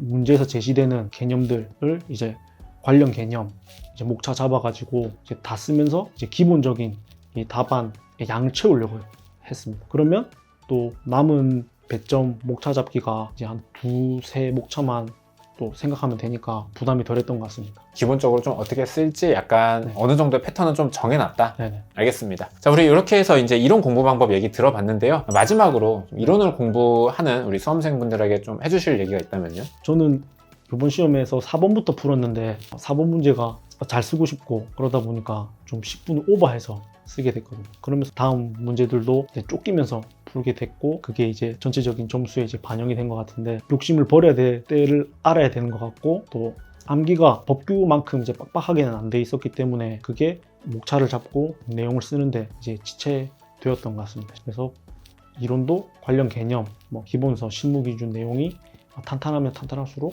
좋을 것 같습니다. 네, 알겠습니다. 그렇다라고 하십니다. 자, 이렇게 해서 이론 공부 방법 얘기 들어봤고요. 자, 잠시 쉬었다가 법규 공부 방법 얘기 들어보도록 하겠습니다. 네, 안녕하세요. 감정평가사가 되지 않은 평가사입니다. 자, 이번 시간에 우리 34회 합격하신 김병중 평가사님의 경험담 얘기 들어보고 있습니다. 평가사님은 이제 2년으로 합격하셨고, 오직 인강으로만 지방에서 공부를 하셨고, 그리고 또 이제 중간에 이제 좀 아이가 태어나는 이벤트가 있어서, 이제 일반적인 수험생보다는 좀 시간이 부족한 상태에서 이제 그것들을 좀 효율적으로 공부를 하신 경험이 있으신 분입니다. 자, 이번 시간에는요, 우리 법규 공부 방법 얘기 들어보도록 하겠습니다. 법규 점수 몇 점 나오셨나요? 67점 나왔습니다. 올해는 법규 고득점자가 굉장히 적은데 굉장히 높은 점수를 받으셨네요. 자, 일단은 시기별로 공부 방법부터 좀 여쭤볼게요. 이번에도 이제 기본 강의 시즌이랑 이제 모의고사 시즌 나눠서 좀 여쭤보겠습니다. 자, 기본 강의 시즌에는 이제 어떻게 공부하셨어요? 강의 계속 보고 A, B급 논점 같이 수업 듣는 친구랑 이제 전화하면서 암기 서로 한 거 공유하고 그렇게 공부했습니다. 숙제는 안 하셨나요? 스텝 1, 2, 3 때는 이제 보사 붙여넣기 하는 것 같아서 제출 안 했습니다. 스텝 1, 2 같은 경우는 사실상 그냥 좀 암기를 독려하는 네. 암기 테스트죠. 네. 근데 이제 이거 암기 테스트구나. 네. 나중에 외울 거야. 네. 하고 안 하신 건가요? 근데 이제 쓰진 않았지만 암기는 같이 강의 듣는 친구랑 전화하면서 말로 이제 쓰는 데는 시간이 오래 걸리니까 예를 들면 오늘 환매건이다 그러면은 저 환매건 쭉 얘기하고 그 친구도 얘기하고 그렇게 서로 확인하면서 암기는 계속 했습니다. 손으로만 안 썼지 어차피 암기 내가 말로 했기 때문에 네. 굳이 안 쓴다. 시간도 부족하니까. 네. 알겠습니다. 자, 그럼 이제 결국은 뭐 그 암기를 따로 이제 말로 이렇게 개별 스터디로 하셨다고 네. 하는데 그거 조금 더 자세하게 어떻게 하셨는지 뭐 언제까지 했는지 이런 얘기 들어볼 수 있을까요? 한평가사님 그 A급 논점을 한 달에 반복할 수 있도록 그 친구랑 이제 분량을 이제 만들어 가지고 이제 하루에 그렇게 치면 하루에 한두 개 정도 되거든요. A급. 그래서 그거 이제 전화로 주고받고 그렇게 공부했습니다. 언제까지 하셨어요? 이제 10월 달에 33회 이제 발표 나고 나서 그 친구가 이렇게 공부하면 안 될 것 같다 그거 하더라고요. 저는 괜찮았는데. 그래서 그럼 알겠다. 그래가지고 이제 그만두게 됐고, 근데 저는 그 방식이 괜찮다고 생각해서 제 스스로 그냥 A, B급 한 달에 한 번 반복할 수 있도록 하루에 한두 개씩 계속 말로 쓰진 않고 그렇게 생각하면서 외웠습니다. 뭐 그냥 또 외우고 뭐 까먹고 외우고 네. 까먹고 그렇게. 그럼 그렇게 그냥 말로만 이렇게 돌리면은 네. 결국 이제 저희가 약간 목표가 이제 네. 12월에 모의고사 네. 오기 전에 A급 다 외우자 약간 이런 게 목표인데 네. 그때쯤에는 어느 정도 암기가 되셨나요? 100%는 없으니까 그래도 목차하고 그리고 주요 키워드 내용들 치면 한 70%, 80% 정도 외워졌던 것 같습니다. 알겠습니다. 자, 그리고 이제 뭐 스텝 3, 4 이런 것도 과제 안 하셨나요? 3는 이제 논점만 맞추고 그것도 이제 배점 조절 안 하다 보니까 이제 생각만 했고 목차만 이제 잡아보고 이제 스텝 4에서는 배점 연습을 하는데 제출은 안 했습니다. 그것도 안 쓰셨어요? 목차만 잡았어요? 그냥 목차만 배점 이제 조절하는 법 배운 대로 이제 목차만 그냥 잡으면서 쓰지는 않았습니다. 근데 그렇게 뭐 실제로 손으로 안 써보면 나중에 GS 와서 처음으로 뭔가 배점에 맞게 쓸 때 좀 애로사항이 있진 않았어요? 한 번도 안 한 건 아니고 한두 번은 했는데 나중에 가서도 돌이켜보면 크게 문제는 안 됐던 것 같습니다. 이제 암기가 잘 되어 있으면 시간 안에 충분히 들어오는 것 같습니다. 쓰는 거. 그쵸. 사실 이제 그 배점 조절하는 훈련 자체가 똑같은 패턴을 네. 이제 적용하는 거다 보니까 요령 있게 야무지게 하셨네요. 네. 그래서 이제 요약하면은 강의 듣고 뭐 암기는 뭐 30등분해서 꾸준히 하고 문제는 거의 대체로 이제 안 풀고 처음에 좀 하다가 이거 약간 네. 그냥 대충 이런 거구나 하면은 그냥 요거는 그럼 내가 요렇게 하면 해결하면 간단하겠다 네. 해서 이제 독립적으로 하셨다라고 합니다. 자, 그다음에 이제 또 GS 모의고사 시즌 이때는 어떻게 공부하셨나요? 이때도 주말에는 모의고사 보고 이제 월요일 화요일은 행정법, 수요일 목요일은 개별법 보고 이제 금요일 날에는 CD급 읽기만 했습니다. 월요일 화요일에는 이거를 암기를 하신 거예요? 그냥 계속 그냥 보고 암기도 하고, 근데 이전까지 계속 외워져 왔다 보니까 속도가 붙어서 빨리빨리 됐던 것 같습니다. 암기는 어떻게 하셨어요? 보니까 진짜 쓰는 거 별로 안 좋아하시는 것 같은데 네. 이때 암기 어떻게 했어요? 그냥 이제 뭐 예를 들면 논점 취소송 보면은 목차 4개가 이렇게 탁탁탁 나오고 그 안에 어떤 내용이 들어가는지 제 스스로 확인하고 이제 서브 보고 확인하고 틀리면 다시 한 번 더 보고 그렇게 공부했습니다. 알겠습니다. 사실 이제 쓰면서 암기하는 거는 조금 시간이 많이 걸리는 거죠. 네. 그 다음에 이제 암기 말고 또 이제 문제도 푸셨을 네. 거잖아요. 네. 그 문제는 어떻게 공부하셨나요? 그 스텝 3, 4까지 유형별로 분류되어 있으니까 그거 논점별로 다 모으고 또 모의고사 또 추가되는 것도 제가 논점별로 다 이렇게 표를 만들어 가지고 그 논점 공부할 때 이제 문제도 같이 스텝 3, 4 모의고사 나왔던 거 한 번에 다 볼 수 있게끔 이렇게 표를 만들어 가지고 논점 보고 문제도 한번 적용해 보고 그렇게 계속 공부했습니다. 알겠습니다. 여전히 그때도 그냥 목차만 잡고 네. 손으로 풀진 않고 네. 알겠습니다. 심플합니다. 그리고 또 이제 법전도 공부를 좀 해야 됐을 텐데 네. 그 법전은 어떻게 공부하셨어요? 법전은 일단 평가사님 서브에 나온 것들만 발췌해가지고 뭐 행정법, 3법 이렇게 다 프린트해서 나오는 것만 중점적으로 봤습니다. 그럼 법전의 서브를 또 만드신 거네요? 네, 그렇습니다. 그 프린트 해가지고 이제 보신 거예요? 그냥 외운다기보다 그냥 보고 이제 친숙해지기 위해서 그냥 계속 봤고 그냥 CD급도 그냥 계속 읽는 정도만 했고 그러다 보니까 자연스럽게 또 외워지는 건 외워지더라고요. 그럼 법조문이랑 네. 그리고 또 CD급은 네. 따로 시간 내서 안 외우고 읽기만 했어요? 네, 그냥 서브 볼 때 계속 읽기만 했습니다.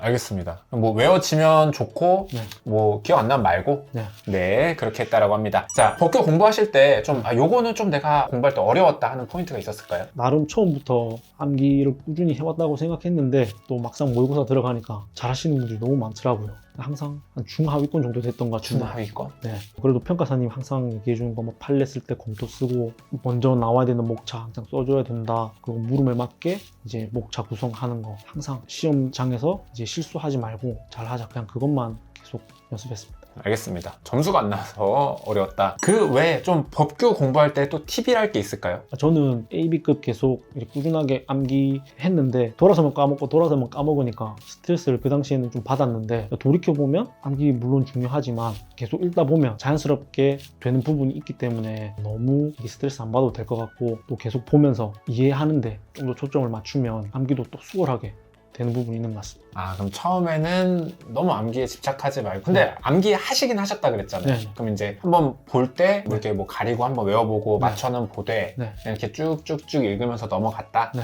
너무 이걸 막 못했다 그래서 스트레스 받진 않고 네. 그리고 이제 이걸 반복하다 보면 자연스럽게 외워지니까 네. 너무 스트레스 받지 말아라. 네. 자, 이렇게 이 얘기는 이제 또 잘못 오해하시면은 이제 암기 정말 막판 3개월에 다 하시려고 하시는 분들 계시거든요. 네. 그래도 요 정도는 해야 된다. 이런 게 좀 있었을까요? 모의고사 들어가기 전에 AB급 한 70% 80%까지 되면 좋을 것 같고 막판 3개월 전에 CD급도 목차 정도만 잡을 수 있는 그 정도는 되면 좋을 것 같습니다. 그리고 또 CD급 요거는 좀 어떻게 공부하셨어요? 근데 CD급은 진짜로 외우려고 한다기보다 그냥 금요일 하루에 몰아가지고 읽기만 하려고 했고 근데 그럼 죄송해요. 네. A급은 그래도 읽을 때 한번 이제 가리고 네. 이렇게 암기해보고 이거 틀렸네 요건 했는데 네네. CD급은 이것도 안 하고 그냥 읽었어요? 네, 그냥 CD급은 계속 읽다 보니까 그래도 목차 정도는 외워졌던 것 같고 내용까지 빡빡하게 암기하려고는 안 했습니다. 알겠습니다. 자, 그리고 마지막으로 법규 또 공부하시는 수험생분들에게 마지막으로 한마디를 해주신다면요? 법규는 한현정 평가사님만 믿으면 된다. 제가 시켜서 하는 건 아니죠? 아닙니다. 네, 그렇다고 합니다. 자, 뭐 법규 공부 방법 얘기는 이렇게 들어보고요. 잠시 쉬었다가 이제 평가사님은 법규에서 워낙 높은 점수를 받으셨기 때문에 실제 답안은 어떤 생각으로 어떤 식으로 구성했는지 조금 자세한 얘기 같이 들어보도록 하겠습니다.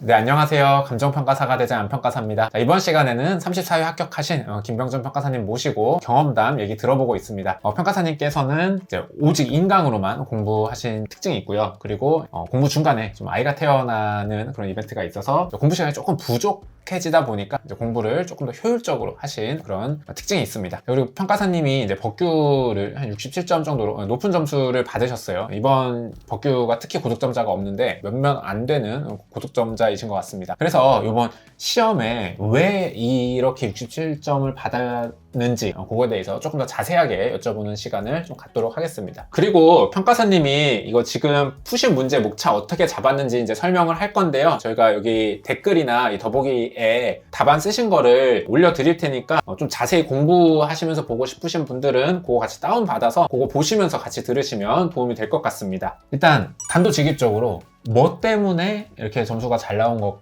같으신가요? 특별한 건 없고 평가사님 서브 토대로 해서 또 제가 알고 있는 조문 최대한 쓰고 항상 하는 말이지만 최대한 또 문제 포섭하고 물음에 맞게 목차 구성하고 그렇게 했습니다. 근데 제가 이제 약간 사전 인터뷰를 해본 결과 이제 제가 보기에는 좀 조문을 되게 잘 써주신 것 같고 포섭할 때는 이제 조문 잘 활용해서 해주시고 그리고 이제 문제에 맞게 쓰는 거 뭐 이런 건 워낙 이제 기본적인 거니까 조금 특별하다라고 할 수 있는 거는 조문을 굉장히 잘 써주고 그것도 있었죠. CD급에서 나왔던 것들을 어떻게든 이제 다 최대한 써주려고 노력했다. 요게 제가 보기에는 별거 없다라고 얘기는 하시는데 이런 게 좀 특이한 포인트고 이런 것 때문에 이제 점수가 잘 나온 것 같습니다. 요 얘기를 이제 각 문제별로 조금 구체적으로 한번 얘기를 들어보도록 하겠습니다. 자, 일단 1번입니다. 1번은 이제 부분 점수 몇 점 나오셨어요? 62.5% 득점했습니다. 네, 1-1번 사업인정과 사업인정 고시의 법적 성질 물어보는 문제였죠. 네. 자, 요거 어떻게 답안 쓰셨나요? 대목차 1번에 서설 써주고 대목차 2번에 사업인정의 개관 잡았고 소목차로 사업인정의 사업인정의 법적 성질 사업인정 법적 성질에는 뭐 처분 형사적 행정행위, 재량행위, 제3자 행위 전부 다 목차 별도로 잡아줬고요. 하나하나 목차 별도로 잡았어요? 네네. 그리고 이제 마지막 대목차 3번에 사업인정고시의 법적 의의와 법적 성질에서 통목차로 서술을 했습니다. 자, 일단은 개설에는 내용 못 쓰셨어요? 토지보상법에 사업인정과 사업인정고시가 있다. 이에 대해 서술한다. 이렇게 썼습니다. 그러면은 뭐 사업인정이야 그냥 대충 외워서 쓰면 되고 네. 사업인정 고시 법적 성질에서 조금 까다로웠을 텐데 구체적으로 통목차로 다 쓰셨다고 했는데 구체적으로 어떤 내용 쓰셨어요? 일단 사업인정고시라는 것은 시도지사, 이해관계인 등의 이제 통지하는 것을 말한다. 그 약간 법조문 네. 이제 내용 쓰면서 의의를 만들어 써주셨고 네. 그리고 법적 성질로서 준법률적 행정행위다. 그리고 효력 발생 요건으로서 하지 않을 경우 무효다. 이렇게 서술했습니다. 효력 발생 요건이라는 건 이제 기본적으로 우리가 서버에 이제 정리된 내용인데 아까 얘기는 안 해주셨지만 아까 얘기할 때는 이제 통지로서 준법률적 행정행위다라는 내용도 넣었다 그랬어요. 그거는 없는 얘기인데 뭐 어떻게 써주시게 된 거예요? 그 통지라는 거 나와 있는데 저희가 개고하고 그때 보면은 통지가 이제 준법률적 행정행위다. 그래서 그냥 현장에서 그냥 바로 떠올려서 썼습니다. 아, 거기서 봤던 내용을 끌어다가 여기다 갖다 써줬다? 알겠습니다. 근데 좀 너무 디테일한 것 같긴 하지만 계절 쓰고 서민정 의 쓰고 그리고 뭐 처분 형성적 제3자효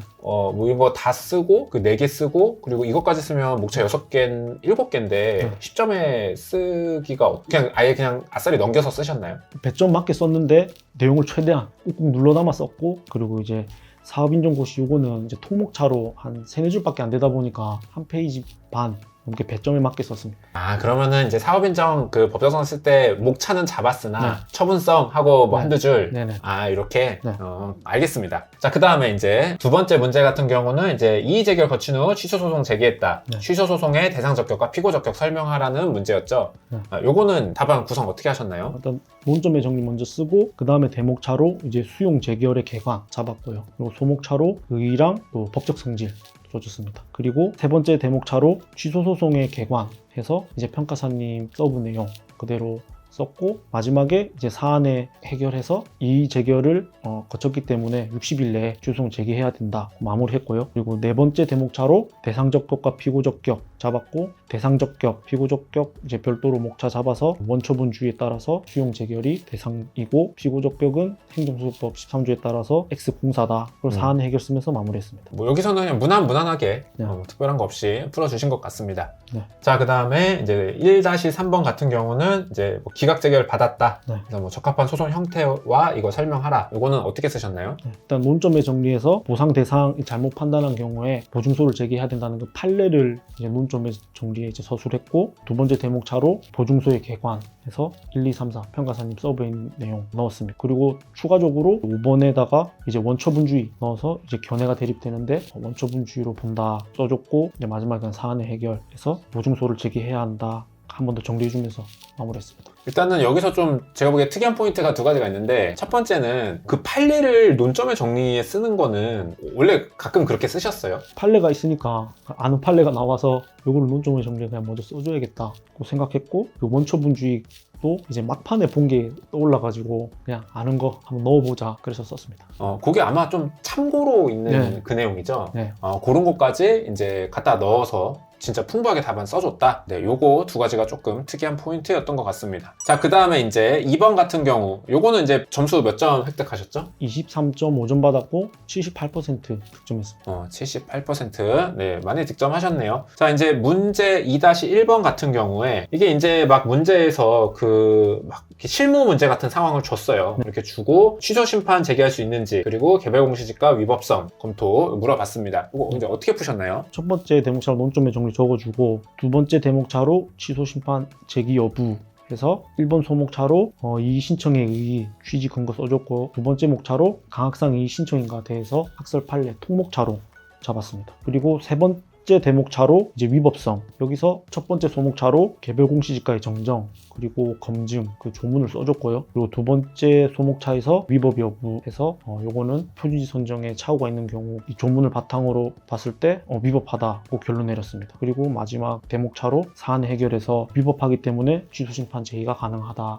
그렇게 결론 내렸습니다. 네, 여기서 이제 뭐 소물음의 첫 번째 소물음 같은 경우 취소 심판을 제기할 수 있는가 요거는 이제 어떻게 보면 무난하게 푸신 거고 이제 두 번째 요 개별 공시지가 위법성에 대해서 풀 때 맨 처음에 일단 법조문부터 들이밀었다. 그래서 일단은 12조 정정 써주고 그다음에 여기 보니까 아까 말씀 안 하신 것 같은데 령 23조 그리고 10조 5항 이게 법조 3개 잡았어요? 목차? 목차가 아니라 그냥 목차를 이제 정정이랑 검증이랑 잡고 그 안에다가 이제 조문 3개를 써줬고 이런 조문이 있기 때문에 또 다음 목차에서 비춰봤을 때 표준지 선정에 오류가 있다. 그래서 위법하다. 그렇게 결론 내렸습니다. 정서에서 이런 얘기가 있고 뭐 검증할 때 이런 걸 보라고 했기 때문에 이렇게 써줬다. 알겠습니다. 제가 보기에는 두 번째 물음을 굉장히 이제 잘 풀어주셨어요. 이제 제가 GS 마지막에도 사실 이렇게 실무처럼 푸는 문제는 좀 이렇게 풀어라 이렇게 했던 거랑 비슷한 게 나왔는데 12조, 령 23조, 10조 5항 이런 것들을 어떻게 떠오르셨나요? 문제를 보면 확연하게 일단 표준지 선정에 오류가 있어 보였고, 그리고 이제 정적 논점은 저희가 이제 A, B급 안에 들어가기 때문에 외워야 되고, 그리고 제가 CD급은 이제 검증 그 부분을 이제 계속 읽고 있어서 떠올라서 요거를 쓰면 좋을 것 같다, 요거를 바탕으로 그냥 위법하다 결론 내렸습니다. 네, 알겠습니다. 굉장히 법조문을 기반해서 항상 말씀드리지만 이렇게 논점이 없을 때는 네. 법조문 들이밀어서 법조문으로 푸시는 거, 요거 아주 잘 하신 것 같습니다. 네. 그리고 또 이제 이 쓰시는 내용들이 사실 이제 딱 이 논점에서 정리된 게 아니라 C급, 네. D급 이런데 좀 이렇게 있던 내용들인데, 그런 내용들을 이제 이렇게 네. 진짜 이렇게 잘 조합해가지고 이 문제에 맞게 이렇게 잘 구성을 해주신 게 되게 득점 포인트에 많이 기여를 하지 않았을까 싶습니다. 뭐 서브 내용을 거의 뭐 자유자재로 가지고 노는 수준이셨네요. 그 정도까지는 아니었던 것 같은데 시험장에서 또 제 능력 이상으로 이렇게 발휘가 된 것 같습니다. 알겠습니다. 자, 그 다음에 이제 2-2번. 요거는 사실 이제 무난한 하자승계 문제였죠. 네. 어떻게 푸셨나요? 논점에 정리 써주고, 두 번째 대목차에서 이제 개별 공시지가의 의의와 법적 성질 통으로 잡았고, 그다음 세 번째 대목차에서 위법성과 위법의 정도, 그리고 이것도 다시 이제 분설해서 위법성, 아까 물음 1번에서 이제 위법하다고 판단했기 때문에 위법하다, 그리고 위법의 정도에서는 중대 명백설에 따라서 취소 정도 위법이 있다, 이렇게 결론 내렸고요. 그 다음에 하자승계의 개관, 네 번째 목차 잡아서 의의와 필요성, 전제 요건에서 문제랑 앞에 내렸던 결론 최대한 포섭해줬고요. 그리고 요건에 관한 논의 통목차로 잡았고, 그 다음 이제 사안에 해결해서 또 다시 목차를 판례, 검토, 그리고 사안 해결 다시 나눴습니다. 사안 해결에서 판례는 그거 써주셨나요? 요거 뭐 통제했을 때는 하자승계 안 된다. 네네. 판례는 고지 안 했을 경우에 하자승계가 된다. 그 판례 쓰셨어요? 네, 그 판례 쓰고, 지금 상황은 아니잖아요. 네, 그랬는데 이제 그렇게 썼고, 검토해서 대신 고지할 경우에는 하자승계가 되지 않는다, 이 내용까지 검토해서 집어줬습니다. 그러니까 이제 요 케이스는 요 케이스대로 풀고, 네. 이제 또 그렇지 않은 경우에는 이제 이렇게도 해결이 된다라는 판례까지 소개해주면서 문제를 풀었다. 네. 혹시 이거 뭐 고지 안 한 걸로 착각하고 이렇게 푸신 건 아니죠? 네. 정확하게 알고 네네. 이런 반대의 경우 좀 이제 비슷한 사례까지 네. 판례 소개해주고 마무리했다. 네. 그렇습니다. 그런데 이렇게 이제 뭐 개공 의의 성질 막 이렇게 하기에는 하자승계만 쓰기에도 좀 빡빡했을 배점 같은데, 네. 요거는 배점은 어떤 느낌으로 처리하셨어요? 살짝 오버하긴 했는데 요건에 관한 논의 이런 데를 이제 통목차로 해서 짧게 잡았고, 분설하는 것도 사실 두세 줄씩 이렇게 간결하게 압축해서 쓰려고 했습니다. 두세 줄 정도로만 하고, 목차도 좀 이렇게 잘게 쪼개서 네. 목차로 이렇게 잘 보여주면서 차라리 그 안에 내용을 좀 간단하게 쓰더라도 네. 뭐 이렇게 쓰신 것 같습니다. 제가 보기에 이제 여기에서는 뭐 기본적인 거 야무지게 잘 써주신 거, 뭐 여기서 이제 하자승계만 쓸 게 아니라 개공에 대해서도 써야 되고, 뭐 위법 정도도 해야 되고, 뭐 그런 것들이 많은데 그거 잘 챙겨주셨고, 반대쪽 판례까지 이제 또 플러스 알파로 써주시면서 점수 득점을 잘 하신 것 같습니다. 자, 그 다음에 이제 3번. 요거는 이제 몇 % 득점하셨나요? 67.5% 득점했습니다. 요것도 잘 득점하셨네요. 자, 일단은 소물음이 이제 3개였잖아요. 네. 뭐 집행정지 인용 가능성, 네. 그리고 징계 효력, 국토교통부 장관이 취해야 할 조치, 크게 3가지를 물어본 건데, 첫 번째 인용 가능성은 이제 어떻게 쓰셨나요? 대목차 2번으로 잡고 1번 소목차에서 집행정지 의의 취지 근거 쓰고, 2번 요건 써줬는데 다시 신청 요건과 본안 요건으로 분설해서 써줬습니다. 신청 요건 충족하기 때문에 각하되지 않을 것이다 고 결론 내렸고, 이제 본안 요건은 이 안에 내용 표준지 공시지가 기준으로 하지 않은 점 다 포섭하면서 감정평가법 3조 본문 그리고 감칙 14조 에 따라서 이유 없음이 타당하지 않다, 그래서 인용되지 않을 것이라고 포섭하면서 결론 내렸습니다. 본안이 이유 없음을 명백하지 않을 것, 요거를 포섭하는데 요 문구 네. 활용해서, 그리고 이 문구를 쓰면서도 법조문으로 이거를 이제 풀어줬다. 네. 그렇습니다. 근데 이제 본안 요건은 그러면 엄청 좀 길게 쓰셨겠네요. 이거 목차 좀 쪼개서 쓰셨나요? 아니, 그냥 본안 요건 통으로 잡고 앞에 요건 쓰고, 사안의 경우 그냥 꺽쇠해서 나머지 요건은 그냥 가정한다 충족하고 서술했습니다. 이제 문제에서 네. 뭐 포섭할 거리 안 준 거는 네. 그냥 뭐 이렇게 간결하게 치고, 여기서 이제 그 표준 이거 위법 사유 명백하게 준 거 요거 포섭해서 문제 풀었다. 네. 그렇습니다. 자, 그 다음에 이제 두 번째 징계 효력, 요거는 이제 뭐 쓰셨나요? 대목차 3번 징계 효력 잡고, 소목차로 징계의 위, 그리고 조문 39조 써주고, 두 번째로 이제 징계 절차 목차에서 병 34조, 35조, 41조 간단하게 써줬고, 그리고 세 번째 소목차로 징계 효력 여기서 공고하고 알리고 이제 자격증 반납해야 된다, 이렇게 마무리했습니다. 일단은 좀 궁금한 거는 징계 절차를 물어보진 않았는데 네. 왜 징계 절차를 쓰셨나요? 그 물음별로 이제 목차 한 3개씩 잡으려고 했고요. 그렇다 보니까 징계 그냥 절차도 그 법조문이 현장에서 올라서 써줘야겠다. 그래서 잡았습니다. 마지막으로 이제 본격적인 대답이 되는 징계 효력에서 여기 이제 뭐 법조문 여기 주어진 거랑 서브에 있는 네. 그게 아마 또 그것도 D급이었던 것 같아요. 그래서 공고하고 뭐 알리고 이제 자격증 반납해야 된다. 이게 사실 어떻게 보면 절차인데 징계 효력 그 절차를 그냥 돌려쳐서 이런 것들을 해야 되는 뭔가 이제 의무가 발생한다. 이런 식으로 돌려쳐가지고 효력을 이제 법조문 위주로 주신 거죠. 네, 알겠습니다. 자, 그리고 이제 마지막으로 이게 네. 이제 되게 좀 골 때리는 문제였는데 네. 국토교통부 장관이 취해야 할 조치. 네. 요거는 뭐 써주셨어요? 세 번째 대목차로 국장이 취해야 할 조치 잡아주고 1번 소목차로 감정평가 징계위원회의 의의와 의결사항 그리고 두 번째 소목차로 국장이 취해야 할 조치 해서 감정평가 징계위원회의 의결사항에 구속되기 때문에 따르지 않으면 무효기 때문에 이에 따라 통보해야 된다. 그렇게 조치사항에 썼습니다. 그러면 이게 조치를 물어봤는데 갑자기 뭐 징계위원회를 쓴 거는 네. 왜 그렇게 쓰셨어요? 국장 이 조치가 이제 징계위원회의 의결사항에 구속되기 때문에 그래서 또 아는 거 그냥 의의랑 또 의결사항 간략하게 조문이랑 써줬습니다. 배점을 채우기 위해서 네. 쓸 수 있는 거랑 관련된 거를 앞에다 조금 네. 이제 다른 서버에서 끌어와서 네. 이제 붙여 써줬다. 네. 알겠습니다. 이렇게 막은 거죠. 네. 잘 막았다라고 하십니다. 자, 그리고 4번 사무소 개설. 네. 요거는 몇 퍼센트 득점하셨나요? 요거는 60% 득점했습니다. 뭐 최저 점수네요. 네. 어떻게 쓰셨어요? 첫 번째 대목차로 서설, 두 번째 대목차로 사무소 개설의 의의, 그리고 근거 써줬고 세 번째 대목차로 제한 사유, 그리고 네 번째 결어 마무리했습니다. 서설에서는 뭐 써주셨어요? 사무소 개설이랑 제29조 법인 설립 인가가 있는데 사무소 개설에 대해서 논한다. 이렇게 내용 채우려고 일단 아는 거 썼습니다. 근데 내용 채운다기보다는 이렇게 서설에서 상위 체계를 언급하는 거는 되게 기본적이고 좋은 내용이기 때문에 잘 써주신 것 같아요. 그래서 뭐 개설 의의 그리고 제한 사유도 그게 C급이었나요? D급이었나요? C급, D급 그것도 어떻게 좀 암기가 잘 돼 있으셨나 봐요. 계속 읽었었기 때문에 외우려고 하진 않았는데 또 현장에서 뭐든지 써야겠다 이러다 보니까 막 저기 왜 어디 있던 거 끄집어내가지고 써냈습니다. 네. 그리고 이제 아까 얘기 들어보니까 이제 뭐 12조까지 추가해서 써줬다. 네. 그건 뭐예요? 일단 제한 사유로 18조 정정 써주고 또 18조 그 내용이 결격 사유 12조에 관한 내용이다 보니까 또 마지막에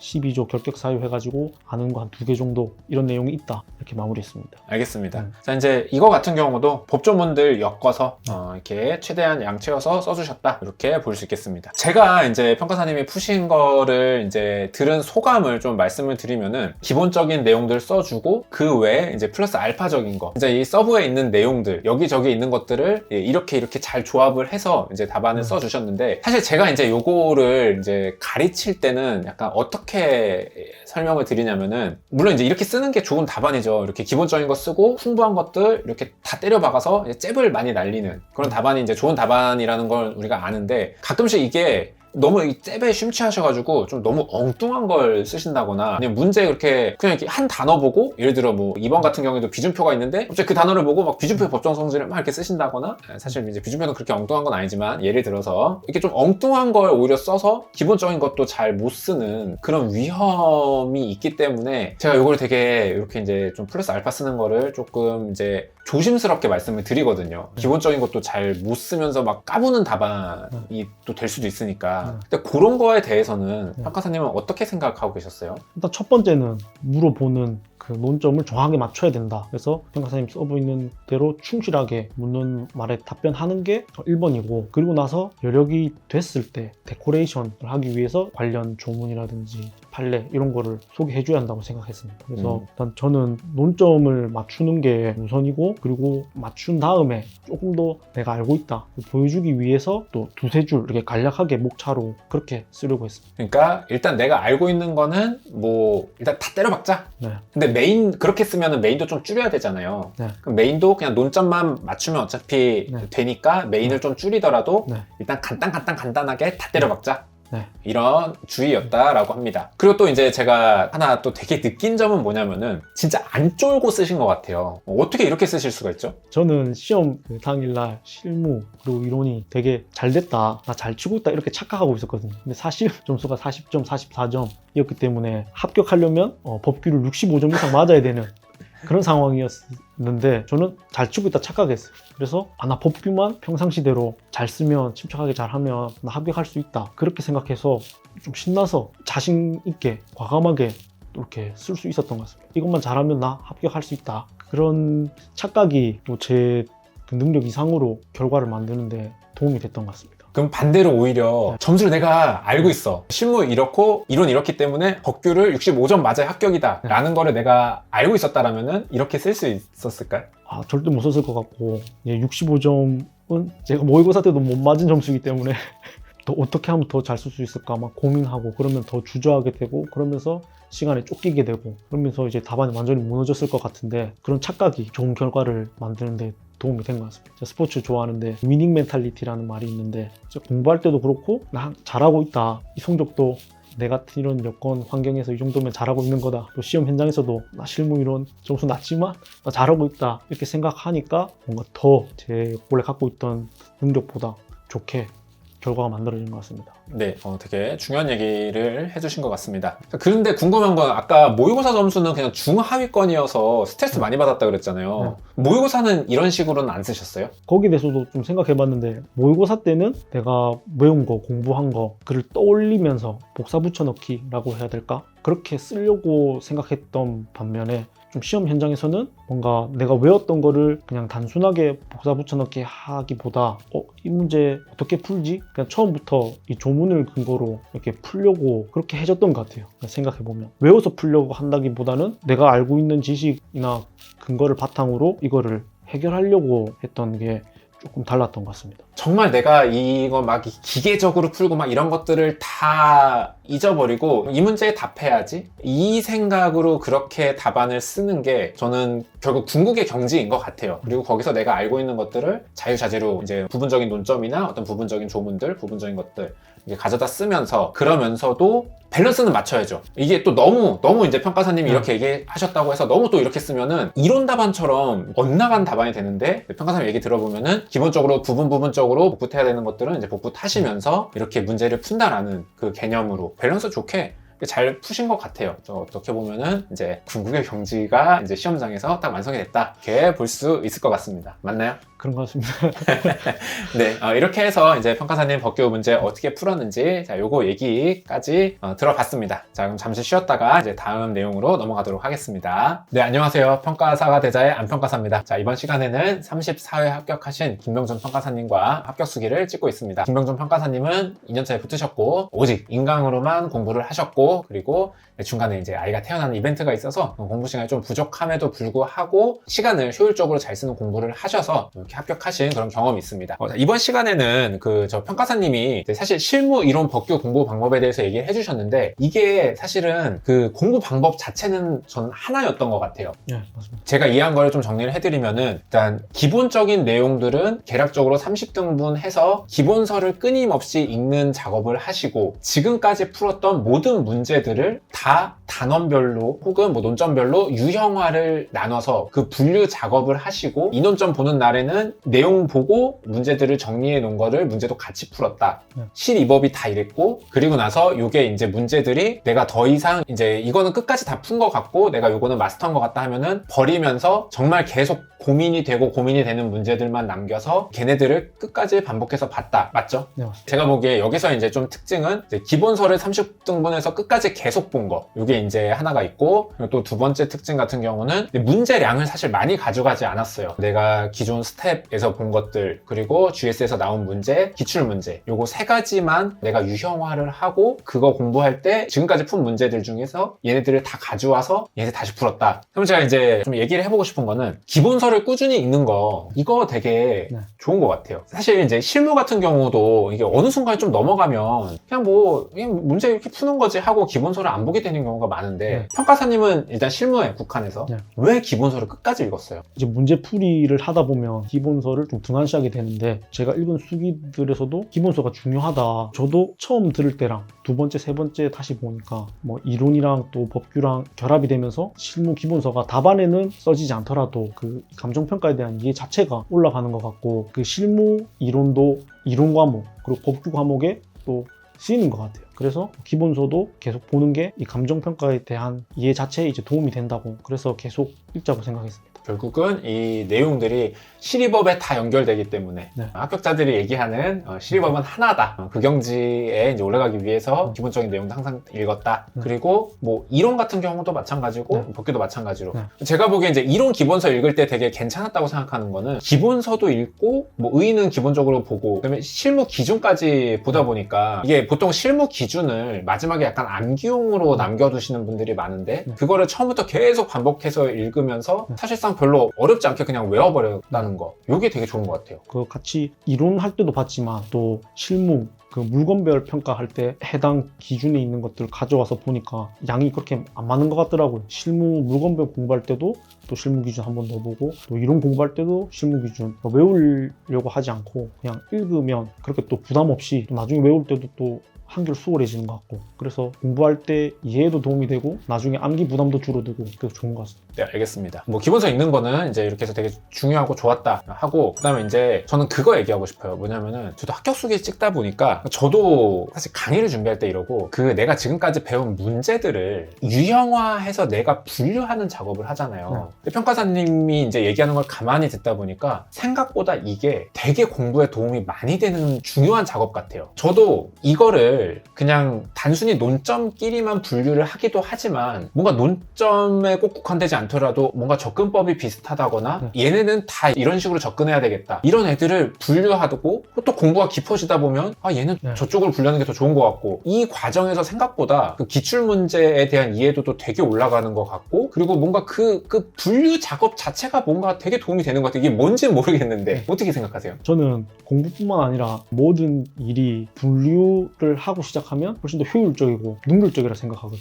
그래서 공부도 이제 문제들을 이제 유형별로 분류해가지고 유형에 좀 더 빠르게 익숙해지기 위해서 그 분류하는 작업을 시리법 전부 다 했고, 그리고 이거를 유형별로 이제 분류한 다음에 이제 월화수목금토일 배분해서 이렇게 하다 보면 평가사님 말씀해주신 대로 평가사님들이 유형별로 분류를 해놓으셨어요. 근데 그걸 기준으로 보다가 근데 이제 저도 어느 정도 수준이나 레벨에 오게 되면 이 문제는 평가사님은 A 파트에 분류해놨지만 A 파트에 탈을 쓴 B 유형이다. 뭔가 저도 그렇게 그냥 혼자 나름대로 그렇게 생각하면서 다시 이거는 여기 말고 여기 있으면 더 좋을 것 같다. 이 문제랑 더 비슷한 것 같다. 제가 스스로 또 이렇게 편집하면서 공부했는데, 그러면서 기출의 패턴이랄까?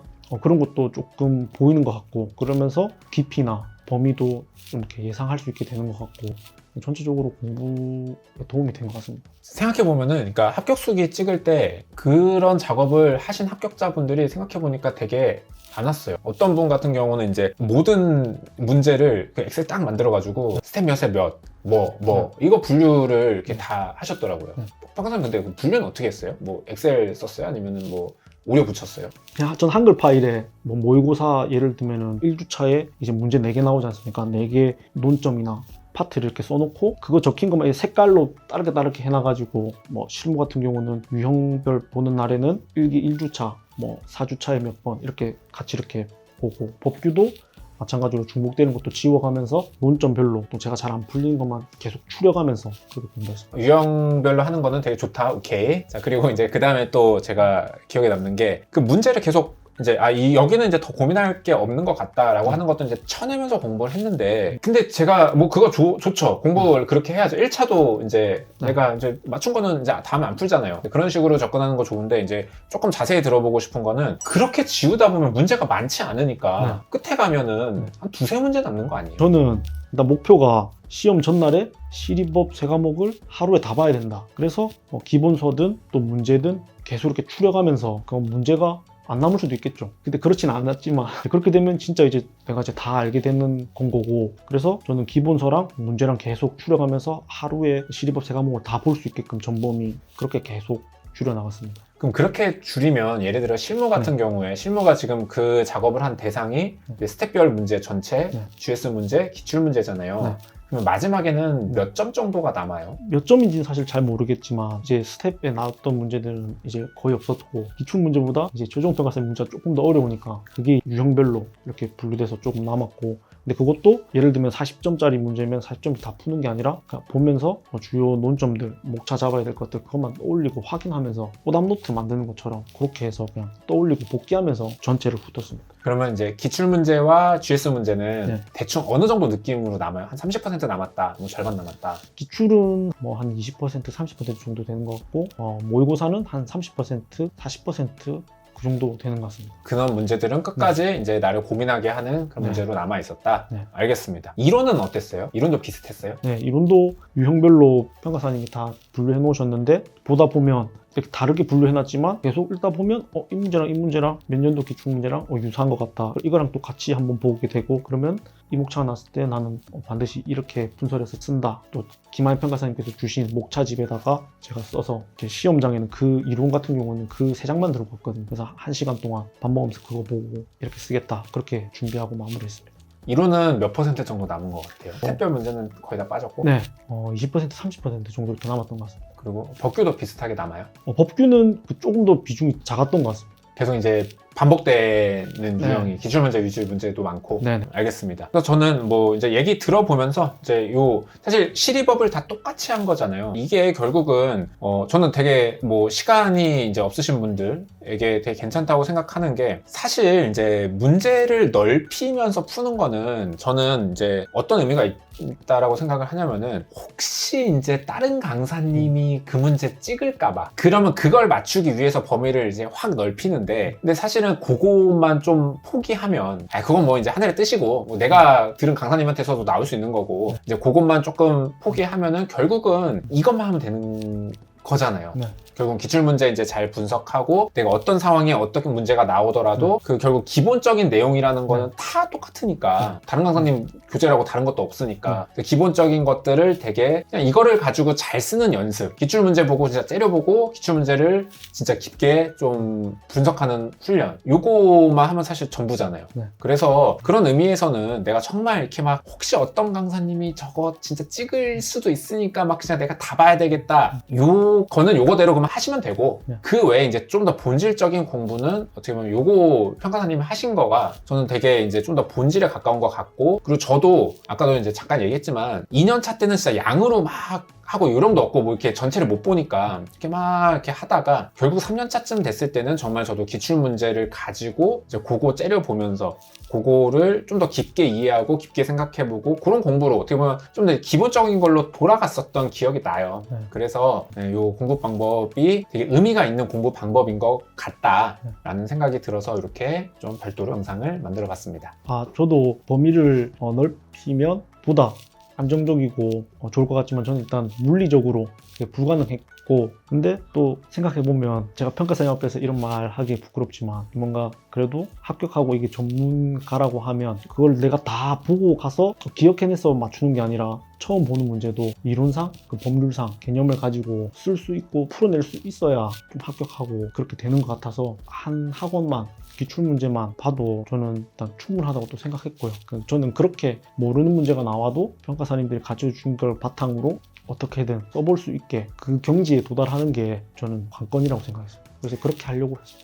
사실 이게 머리로 생각해봐도 실무는 어차피 뭐 논점을 찍는 그런 문제는 아니잖아요. 만약에 브리타가 다른 학원에서 나올 수 있다라고 해도 평가사님은 기본적으로 기본서를 다 읽는 사람이잖아요. 그러니까 그런 구석에서 나오는 브리타는 평가사님한테는 어차피 브리타가 아닐 거고 그렇게 되면은 결국 본질적인 거에 집중해서 공부를 하면은 되는 거고 이론 같은 경우도 일단 실무 기준을 다 보기 때문에 평가사님한테는 브리타가 제가 보기에는 없어요. 그러면 결국은 이 기본적인 거를 또 이제 기본적인 내용들로 내가 답을 얼마나 잘 쓰느냐 좀 더 본질적인 문제로 돌아가는 거고 법규 같은 경우는 이제 되게 또 지역적인 논점이 또 어디선가 나올 수는 있지만 또 기본적으로 보니까 C급, D급까지 꽤 많이 익숙하게 해놓으셨고 심지어 그 참고로 적어놓은 내용까지도 답안에 쓸 수 있을 정도로 이렇게 소화가 되면 그러니까 웬만한 브리타 아니고서는 다 커버되고 그럼 결국 또 이제 그런 막 그 진짜 브리타를 맞추기 위해서 다른 강사님들 문제집을 막 푸는 이런 것보다는 차라리 기본서로 그거를 커버하고 오히려 본질적인 기출문제의 분석에 좀 더 집중을 했다. 이렇게 볼 수 있겠죠. 그래서 저는 평가사님의 이 공부 방법이 굉장히 시사하는 바가 크다라고 생각합니다. 평가사님이 뭐 이렇게 막 이 표현을 막 이렇게 화려하게 하시고 뭐 그런 거보다는 조금 그냥 뭐 조근조근 뭐 이렇게 얘기하시는 스타일이어서 그렇지 제가 보기에는 평가사님이 이거 해주신 얘기는 굉장히 의미 있는 얘기 같아요. 그래서 오랜만에 합격수 찍으면 웬만하면 제가 얘기 안 하거든요. 이 편은 저도 좀 얘기를 많이 해봤습니다. 저희 이제 합격수기를 마무리하고요. 마지막으로 소감 들어보도록 하겠습니다. 일단은 저부터 얘기할게요.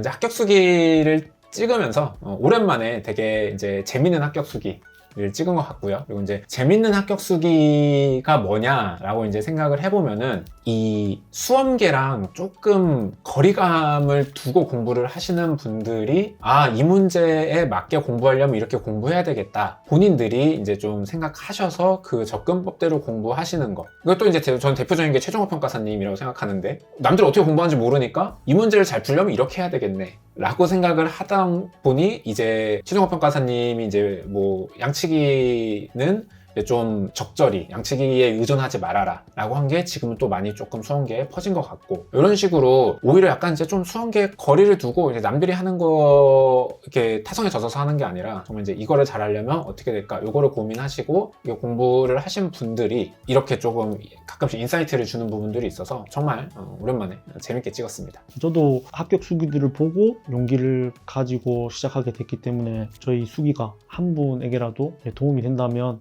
정말 좋을 것 같고 저는 그 평가사님들 가르쳐 주신 대로 열심히 하다 보니까 또 운이 좋아서 합격하게 된 것 같습니다. 저 같은 사람도 이렇게 합격할 수 있으니까 많은 분들이 또 용기를 얻으셔서 도전하셨으면 좋겠습니다. 감사합니다.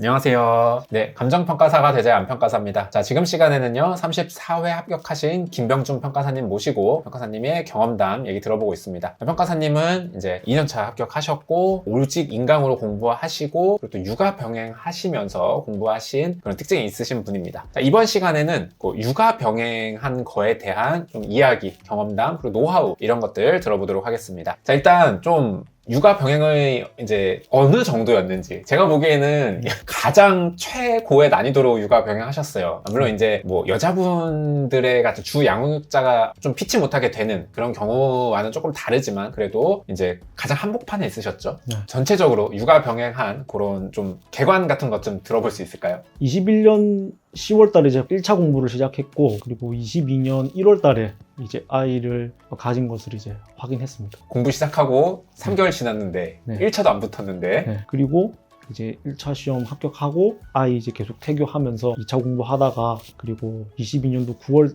달에 아이가 태어났습니다. 한창 2차 공부 진짜 빡세게 피치 올려야 될 때 아이가 태어났네요. 그리고 나서 10월 달에 이제 초시 발표나고 마음이 이제 점점점 급해지고 있는데 아이 이제 2시간마다 깨고 똥기저귀 갈고 새벽에 그렇게 하면서 이제 12월 말에 100일 잔치하고 그리고 이제 모의고사 이제 시즌 들어갔습니다. 아까 사전 인터뷰할 때 얘기 들어보니까 그래도 막판에는 조금 어느 정도 와이프분이 좀 도와주셨다고 그럼 뭐 언제부터 뭐 약간 어떤 식으로 도와주신 거예요? 저녁에 와서 아이 같이 보고 그리고 23년도 3월부터는 이제 독서실에 가가지고 공부하고 싶을 때까지 공부할 수 있도록 아내가 지원해줬습니다. 알겠습니다. 자, 그러면 일단은 뭐 아이를 어쨌든 보는데 시간이 들어가니까 공부 시간이 조금 줄었을 것 같은데 실제로 공부 시간은 어느 정도 확보하셨어요? 아이가 이제 9월 달에 태어나고 나서부터는 병원에 있을 때 그때는 이제 강의 하나도 진짜 못 듣고 그러고 이제 퇴원하고 이제 집에 와서는 한 6시간에서 7시간 정도 공부했습니다. 그리고 이제 3월부터 독서실 가서는 이제 한 10시간에서 12시간 정도 공부할 수 있었습니다. 9월부터 2월까지는 한 6, 7시간 정도밖에 못했다. 꽤 메인 기간을 어쨌든 못하시긴 하신 건데 내가 지금 막 열심히 해도 붙을까 말까인데 이거 막 애도 봐야 되고 그렇다고 이거 내인데 뭐 애한테 짜증도 못 내고 스트레스가 엄청 컸을 것 같아요. 예를 들면 뭐 저도 쫓기는 상황에서 이거 공부를 못하는 거 이런 스트레스는 어떻게 대처하셨어요? 일단 제가 계획한 대로 공부를 못하는 것 자체가 스트레스였고, 그래서 실제 계획했던 것보다 공부 양이나 범위를 많이 축소해야 됐습니다. 그 당시에는 스트레스를 많이 받았는데 또 이제 합격하고 나서 돌이켜 보니까 아내랑 아이랑 또 가족들이 있었기 때문에 합격할 수 있었던 것 같고, 제 동력이 또 된 것 같습니다. 그래서 더 열심히 하고 그렇게 된 것 같습니다. 그래도 그 당시의 스트레스는 많이 받았잖아요. 일단 뭐 밤새 이제 2-3시간마다 깨니까 또 낮에 공부할 때도 머리가 빨리빨리 안 돌아가고 공부 더 해야 되는데 나보다 더 어리고 똑똑한 친구들 열심히 하고 있는데 나는 못하니까, 그래서 아이 재우면서 냉장고에다가 이제 행정법 막 실무 기준 붙여서 외우면서 그렇게 공부했고, 아이 재우고 나서 또 공부해야지 했는데 너무 힘드니까 그냥 또 그때는 그냥 아내랑 넷플릭스 보면서 또 쉬고, 그렇게 6월까지 보냈던 것 같습니다. 그럼 그때 마음가짐은 뭐 나한테 주어진 시간은 이거밖에 없고 그냥 이거는 어쩔 수 없으니까 이것만 가지고 열심히 하자, 이런 생각? 네, 2월까지는 이제 시간이 많이 없으니까 그래도 내가 할 수 있는 때는 이제 밀도 있게 집중해서 공부하고, 또 그래도 저녁에는 아내랑 좀 휴식 취하고, 그리고 대신 나중에 시험 임박했을 때 몇 개월은 진짜 집중해서 더 열심히 하자, 이렇게 생각했습니다. 3월부터는 이제 그 네. 풀타임으로 하기로 이제 아내분이랑 약속을 네. 했으니까 네. 그때 열심히 하면 되겠지? 좋습니다. 차라리 나중에 그렇게 좀 뭔가 반전 드라마를 쓸 수 있는 공간이 있으니까 네. 그때를 생각하면서 조금 스트레스를 낮췄다? 네. 알겠습니다. 자, 그리고 또 아까 공부 범위가 되게 많이 줄어들었다, 내 목표한 것보다 양을 줄였다라고 했는데 이게 뭐 원래 어느 정도 하려고 그랬다가 이제 어느 정도로 줄이게 되셨어요? 사실은 랜드 모의고사뿐만 아니라 다른 학원 스터디도 안 한 다 봐야지, 이런 욕심 가지고 있었는데 이게 도저히 물리적으로 이제 불가능하니까 지금 듣고 있는 랜드 모의고사만, 기출 문제만 확실하게 보고 가자, 그렇게 생각했습니다.